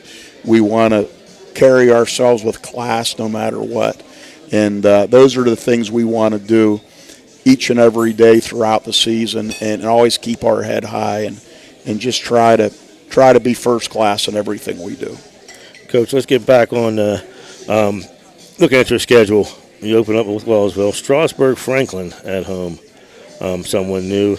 Bishop Rosecrans, of course, who you play. They're going to be pretty good this year. They're loaded, yeah. Ashtabula St. John. Fairport Harbor Harding. That's an away game. Where's that at? That's right on the lake. The last time I've coached in that stadium twice, I jumped in Lake Erie after the game, which was in late September, and I almost caught pneumonia. Oh, Lord. And you got your... Too old to do that now, Coach. I did that before Hugh Jackson did it. I'm the first coach. I tell the kids that. You got your rival Madonna, across the river, then Carrick, Bridgeport, who's improving, Connaughton Valley, who had a great year, and then the rival Toronto. Right. So a very, very competitive schedule. Well, it's Division 7, which is what we need. And, but still competitive, though. It's not. We don't have the big schools on there. We got 28 kids. We're trying to claw our way back up as a program, and we're all working so hard. And I think it's a schedule we need to play, and we just got to stay healthy. And hopefully we're playing our best football in October. You're in the same region as Toronto, Division 7, Region 25, and we talked about that with Coach Frankie. Very, very tough regions: Connaughton Valley, Danville, Lowellville, Warren, JFK, Lucas, Southern, Western Reserve. No, it's unfair. Josh and I talked. We talked a couple weeks ago. I don't understand it, but there's more teams in Division 27 or 25 than 27. Right. And for years, Columbiana and Jefferson County could go either way, Columbus or Youngstown. And for some reason, they got Toronto and us, Jefferson County, up north. And even like a 4-6 team last year in that other region got a home playoff game. Right. And it's hard to get a home playoff game in the Youngstown region. Yes. So hopefully in the off season they balance that out a little bit. Right. And I did want to mention, Coach talked about, our offense, the defense, and you briefly brought it up, but your punter, kicker is a special kid. I want to talk about him too. Daniel Bolster. It's got to be a treat to have that weapon back. Yeah, Daniel, especially his punting. I think his punting is really good. His kicking's good too, but I think he's a real weapon in the punt game. And we always tell our kids our punt is our fourth down offense. And when I yell punt, don't put your head down, because there was a game, I forget who it was, we punted, and I remember a kid he didn't know how to take me yet. I heard him say, "We should have went for it." And I grabbed him, and that was the last time he did it. I think the whole stadium heard, according to my daughter. But the thing is, we punted down deep, and they were inside their 5, and on the next play they fumbled. Right. So people don't realize. Yeah, that. you got it. You got it. I mean, he averaged 40 yards a kick. Yeah. I mean, Yeah. that's a heck of an average in high school. Yeah, he's pretty good. You know, Coach Sack, I got to bring this up because it's still, I haven't got an answer to this. I don't ever, but just a play I remember, or a series last year. You'll remember this. It was 1st and 10 or 3rd and 10 maybe. Team got a 5-yard penalty and then another 5-yard penalty, but you didn't get the first down. Do you remember that? Was it us? Yeah. Yeah. Not us? Yeah, it was you. It was you. Oh. Yeah, you got the other team. I forget who you were playing. They went offside. You got 5 yards. They went offside. You got another 5 yards. But somehow it wasn't first down. And you still had 1 yard to go. Yeah, I know. That just hit me. You remember that, Dan? Yeah, that was. I forget who you were playing, but If Leo Lanigan was on the sticks, that would have never happened. Oh, my. Coach, any words you want to say to the Crusader faithful about this year? I'm sure that they travel well and they'll be packed at Wellsville Friday night. Yeah, we just, again, it's just a great place to be, and I feel very humbled and honored. Raymond, you're an old Crusader, so you know what I'm saying here. And, it's a great place, and my daughter's there right now, 8th grader. She loves it, and it's just a great place with great people and great tradition, and we're hoping that when we get off that bus Friday night, before we walk in that back door locker room, we're ringing that victory bell. Coach, we're with you winter time. Okay. Yeah, appreciate Don't forget Coach, them T-shirts always. next week. Okay. And get me a helmet, too. I will. That's right. We were going on the field when I got that text. Okay, that's all right. Okay. Have a good night. Coach, Coach, thanks for Meek coming. Of the Steubenville Catholic Central Crusaders, brought to you by Bennigan's, our host here on Wednesday night. Folks, once again, join us tomorrow as Coach Ray Saccoccia, myself, Jimmy Mack Wilson will be on the sideline, Dan Vogel. We will be at Youngstown State, or Steubenville Big Red, opening up against Youngstown Ursuline. And then Friday, join us, we'll be in Toronto. As the Toronto Red Knights will take on East Canton, their first home game of the season. You're listening to the Coaches Show at Ohio Valley Sports Online. We'll be right back after a word from our sponsors. Ohio Valley Sports Online is your sports authority. Follow us on Facebook and subscribe to our YouTube channel. Live streaming high school and NCAA sports, plus weekly football coaches shows right here on Ohio Valley Sports Online.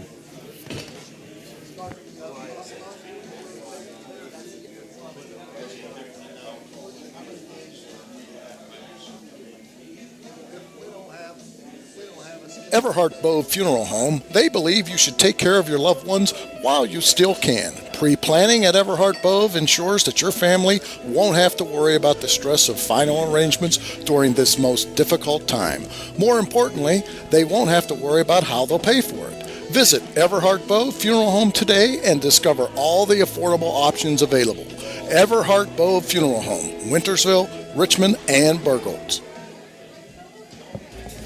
A pioneer of casual dining, Bennigan's is internationally known for its unique neighborhood vibe and exceptional chef-driven food. Come to Bennigan's on University Boulevard to stir up a great memory. Come for happy hour Monday through Friday from 3 to 6 p.m. and get $1 off draft and bottled beer and $1 off signature cocktails. Grab some bar bites too, only $5 from 9 p.m. to close. Hey, are you a soccer fan? Check out the schedule of English Premier League soccer games. Bennigan's even has delivery service, and the number to call, 740-792-8080. You got a friend at Bennigan's. You're listening to Ohio Valley Sports Online, the sports authority, bringing you the best in local sports, high school as well as college. Subscribe to us on our YouTube page. Check us out on Facebook as well.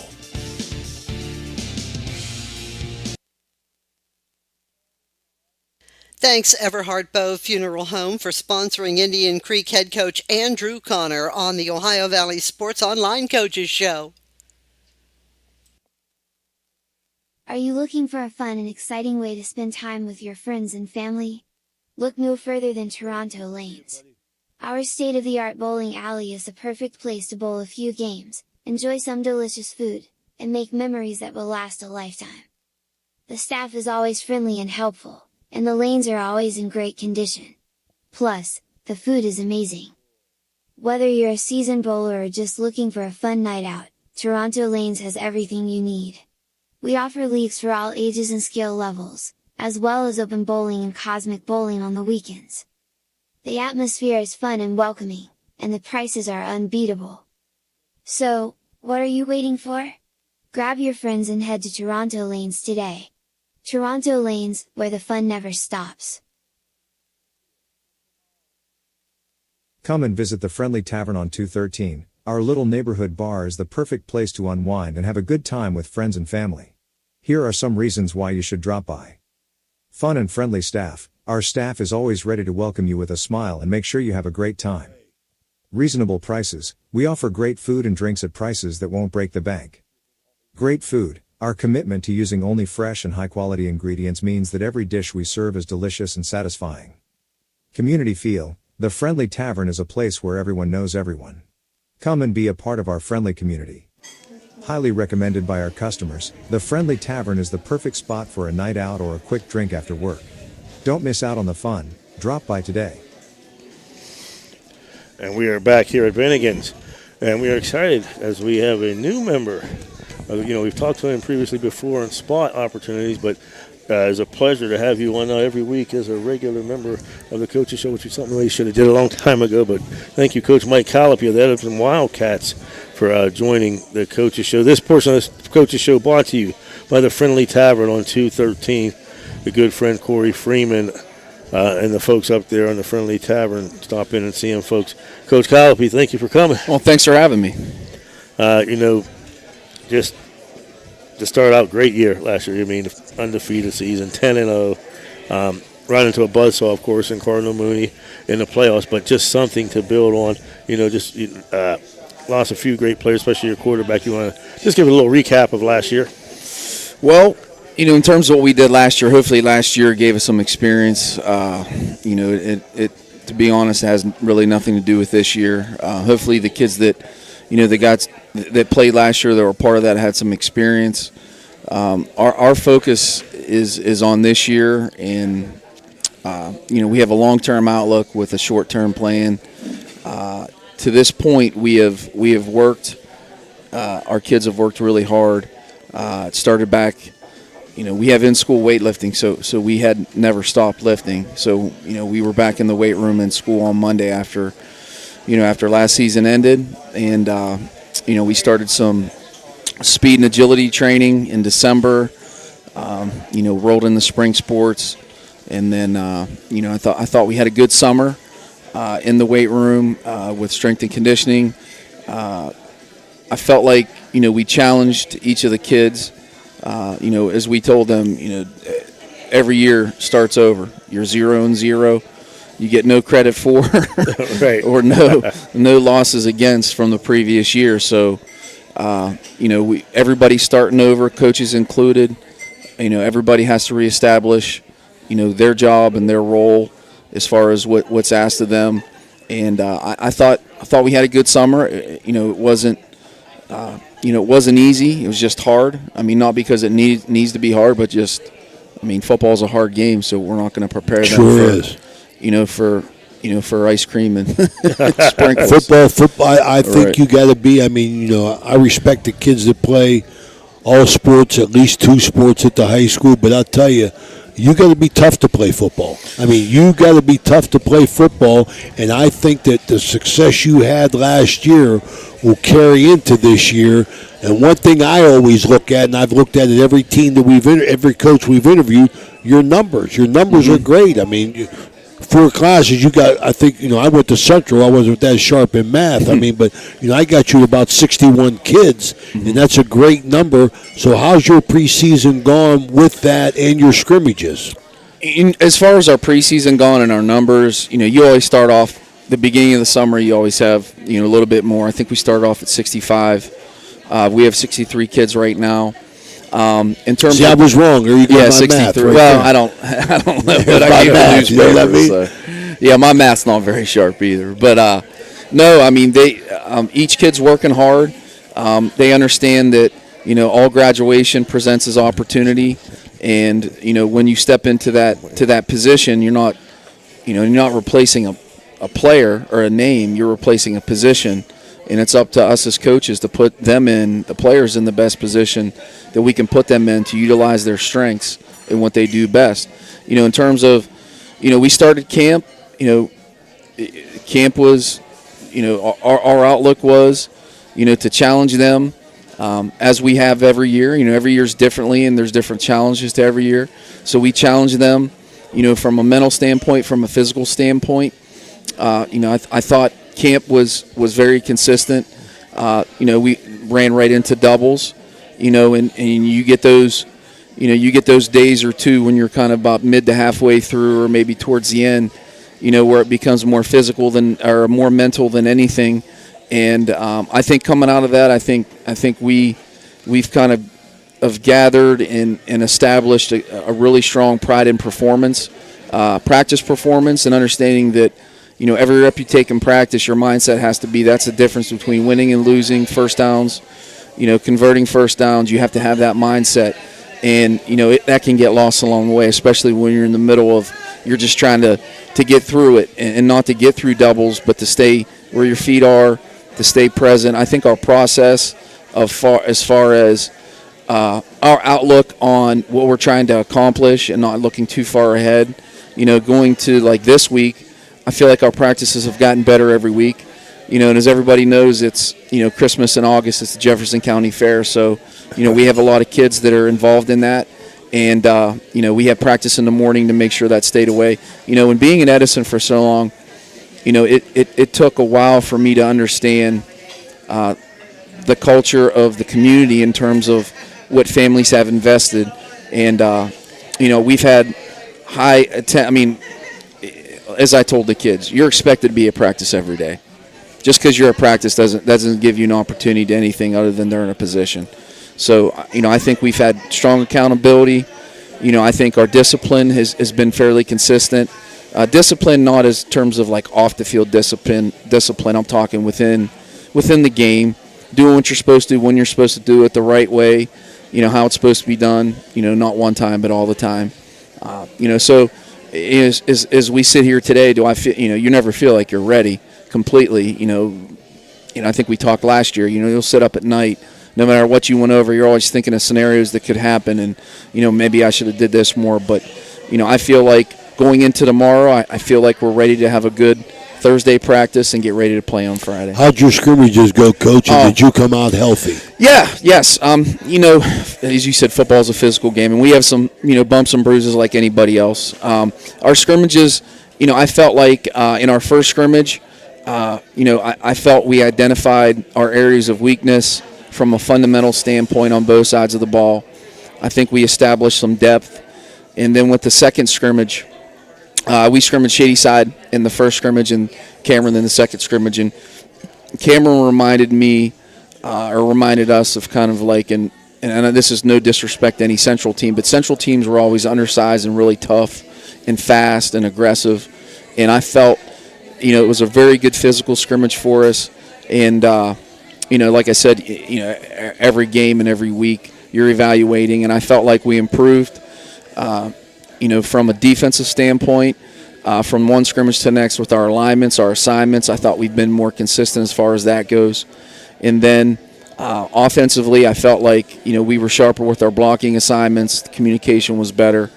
I thought, our skill kids did a good job, but good job will only get you so far. So we have to come out ready to go tomorrow for a good practice. Well, I tell you what, Coach, you're doing something right. 2 years ago you had 48 players. Last year, 54, and I believe you come out of camp with 61. You said. Yeah, we had we started going into camp. We had 65, and we have 63 right now. Okay, 63. So that's an excellent job. Your coaching staff, is that back intact? Anybody? Yeah, we had the same coaches. Anthony Pirro is our offensive coordinator. And Jason Fogel is our head offensive line coach, and him and Anth kind of coordinate the run game together. Frank Marcino, who was a longtime Central, offensive line coach, he helps Coach Fogel. Jamie Evans helps Coach Fogel with the offensive line. Jamie Evans has been at Edison, I think, a year longer than I have. I think I'm going into my 23rd or 24th year. He's been out there for a while. He coaches the young offensive linemen. Talking to people, there's certain positions, not that one's more important than the other, but offensive line in football is very important, and you have to make sure that, we have, with as many linemen as we have, we got to make sure that those kids are getting coached up, not just, individually, and Coach Evans has done a very good job with our young offensive linemen. In terms of our skill positions, Coach Nolan Marcus is our receiver coach. He's been an assistant, before, we took over. Nick Angelini's the running back coach. Vinny Marcino has the fullbacks. Colin Skills helps. He assists Nolan with the wide receivers. The two biggest groups we have, position-wise, in terms of numbers, are receivers and linemen. So, those guys all do a really good job. It's being together for 3 years. You get to know each other. And sort of, as the head coach, you have to be able to see what everybody brings to the table and put them at their strength. And I think our coaches have been coaching these kids really, really hard. I talk to them because a lot of times kids don't understand that.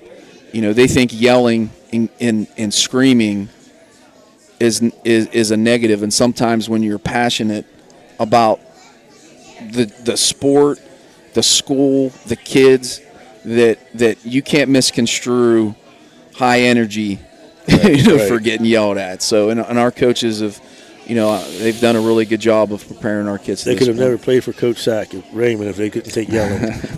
Well, that's it. You do what fits you, right? I mean, and I think that they yelled at me. You got to coach. Yeah, you got to coach hard. I mean, you got to coach hard, regardless of the sport. I believe that. Now, Coach, you lost, one of the greatest athletes, quarterbacks to, play in a while, in Gage Klein. You returned, though, very, very, very strong running backs in McClurg and Mason Eisenogel. What's your offense going to be like this year? Well, our offense is going to be, I'm not going to say it's going to be the same as last year, but we have sets and we have different schemes, and it's going to be fit to what we think our kids can do. There's no secret. I don't have to lie. We may not have another 6'6", 200-pound quarterback, right? for a while. So, what we're asking our quarterback to do this year, it necessarily won't be the same. But there's certain things that position has to bring: leadership, positivity. They have to be, as Coach Bain used to talk about, glue. They have to be the glue when things are all hitting the fan. The quarterback has to be able to keep everybody together. They have to be somebody to look to. And, we feel, confident and comfortable with the guys that have stepped in at the offensive line. We graduated some offensive linemen too. We graduated a couple of receivers.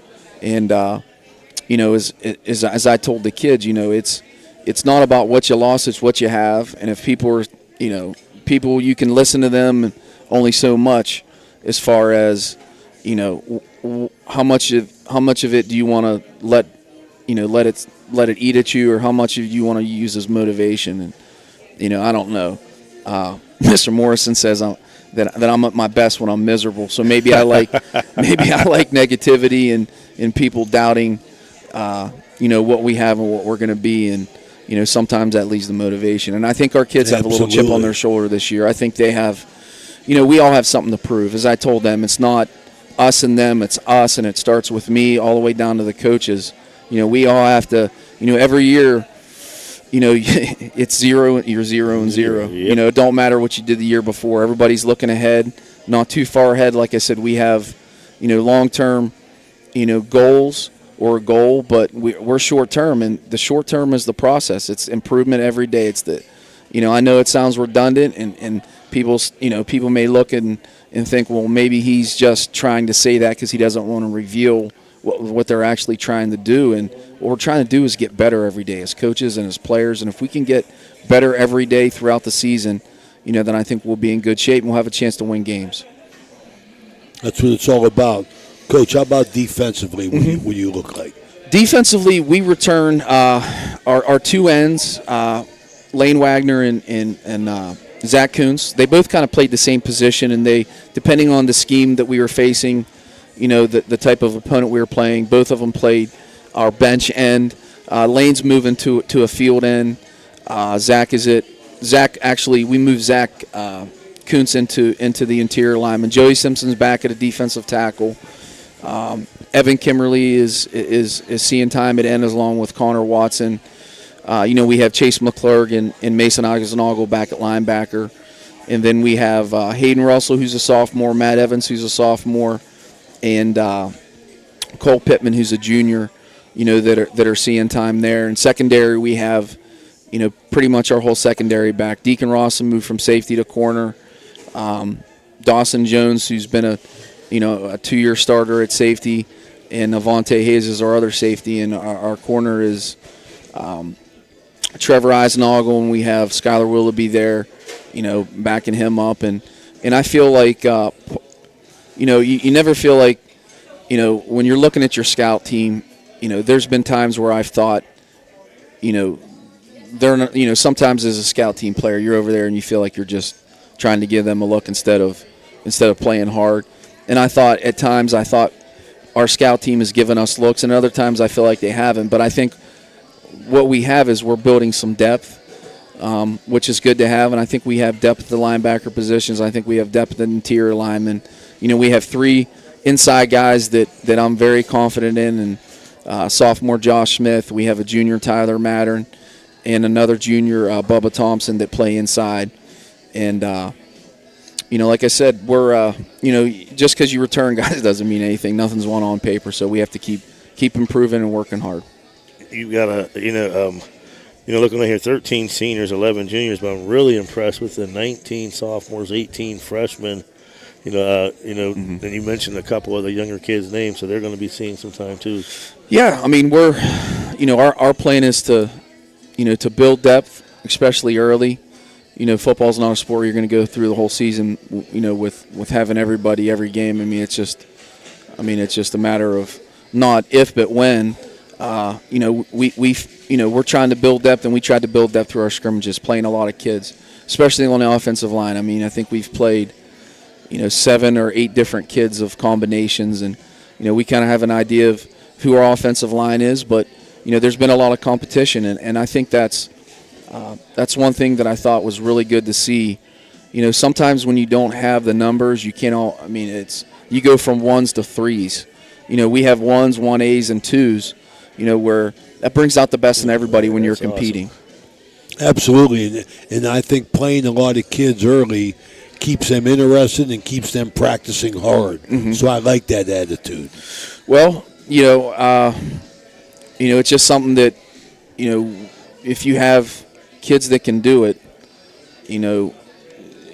especially if they're ones that you feel confident in, you want to make sure that you're giving them opportunity. There's no, this isn't for the people sport where we're trying to please everybody, but a lot of times because you won't. No. There's only, our whole focus is on the players, and it's high school varsity sports, so we're trying to win everything, whether it's a practice or what it's. My girl's in the house. My girl, Kathy. We're live, Kathy.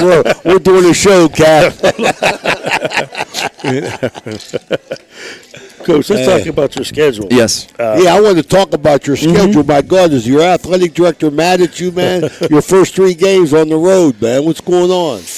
Well, our schedule is our schedule as it was last year. The games that we have on the road are away. As far as our athletic director, Mr. Bozick does a great job. Yeah, he hasn't really. He's golfing all the time, man. He does a great job. He's there. He's at the school a lot. He parties at the school. You got Monroe Central. Who's more than Mr. Morrison at? Independence is in Cleveland. Cleveland. Okay. Yeah, there's 2. There's right outside of Cleveland, right? There's Columbus Independence in Cleveland. They're it's about 2 hours and 15 minutes away. Minerva's local, obviously Oakland, Akron North, and the back end of the schedule is the same. Harrison and Buckeye, flip spots, but other than that, the big game at the end of the year at home this year against Indian Creek. You play the schedule that you got. That's all you can do. You don't worry about opinions of who you should be playing and whatever. You do what's ever best for your kids, and I think you said it right there. I mean, that's a very, very individual, personal thing, a schedule, and they're not easy to make. I mean, the schedules are not easy to come by. No, and it's everybody asks about the crossover and, baseball. And, I mean, literally, if I could get a hold of everybody, I could pretty much schedule 27 games in baseball, maybe 2 hours. Right. And it takes months to do a football schedule. Yep. And, you just have to, you've been there. You got to make sure that your open dates line up and, home and away lines up for what everybody needs. And I wanted to give a shout out too. We of course we do all sports, and you have just done yeoman's work and a phenomenal job. And not just blowing smoke. You put in the work, not only for baseball with one of the quality baseball programs that you have, but you've also successfully taken over the football program.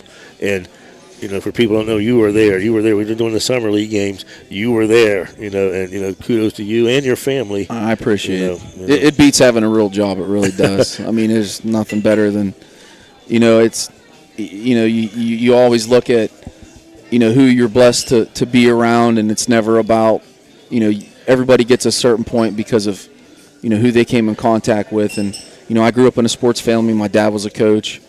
All the people that I looked up to were coaches, and it's really a softball player. Your dad was a softball player. Lefty, yeah.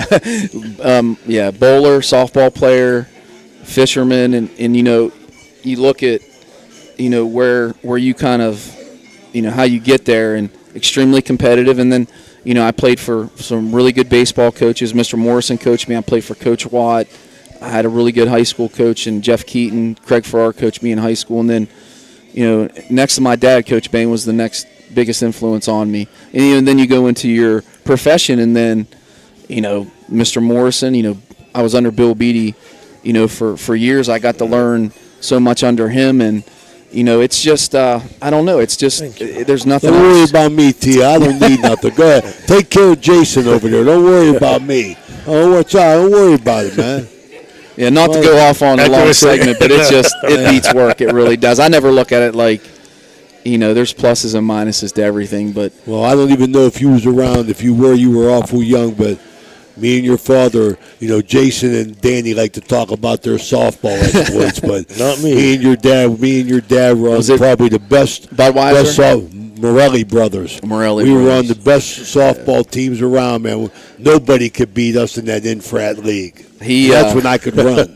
Well, dad was a utility man. He played all over the infield. It's crazy because I remember some of my first memories of my youth were going to his Budweiser softball games and following Jamie Taylor around because Jamie was older than me, and my dad played with Jamie's dad, and it's just strange, and it's you learn from, like I said, my dad as far as role model. It was weird because right before he passed away, I don't know how, guys really don't talk much, but I told him, I said how much I idolized him growing up, and when I was younger and he was coaching, I would see the work that he would put in, and it kind of just molds your work ethic. And Absolutely. The crazy thing Good man. I appreciate it. I ran into Coach Sweeney, who coached me at Central, and guys that coached me there. I mean, I didn't making money. When I first got a job, they're like, "Well, how much you making?" I'm like, "I don't know." I never knew you coached for money. I didn't even know because those guys never made anything. Yeah. I think my dad said one year, he came out to Edison actually and helped out Coach Bain.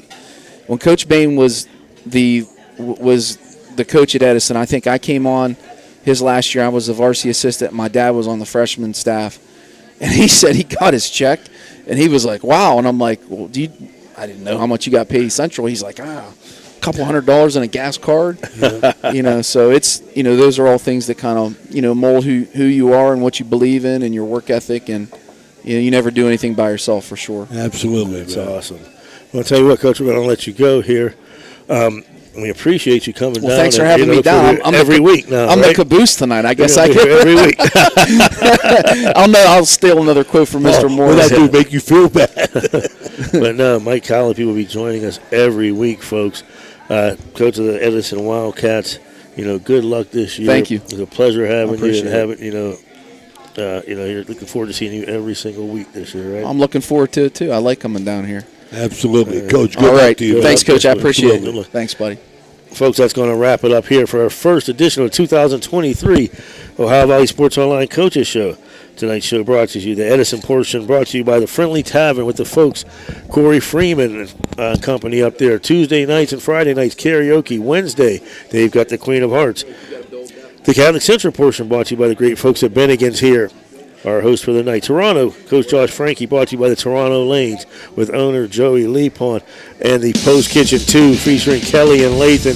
Great foods up there at the Post Kitchen 2. $2 bowling, $1 shoe rental, Toronto Lanes. Indian Creek brought to you by Everhart Bove, and the Steubenville Big Red brought to you by Fort Steuben Maintenance Coach Reno Saccoccia. Folks, join us tomorrow night as we open the season in Youngstown at Youngstown State University as the Steubenville Big Red take on Youngstown Ursuline. And then Friday we'll be back in action as the Toronto Red Knights host the East Canton. I don't know what East Canton is, but they host East Canton anyway. For Coach Ray Saccoccia, Dan Vogel, myself, Jason Jenkins, and always up above, Jim Jaggers Huggins. Have a great evening, everybody.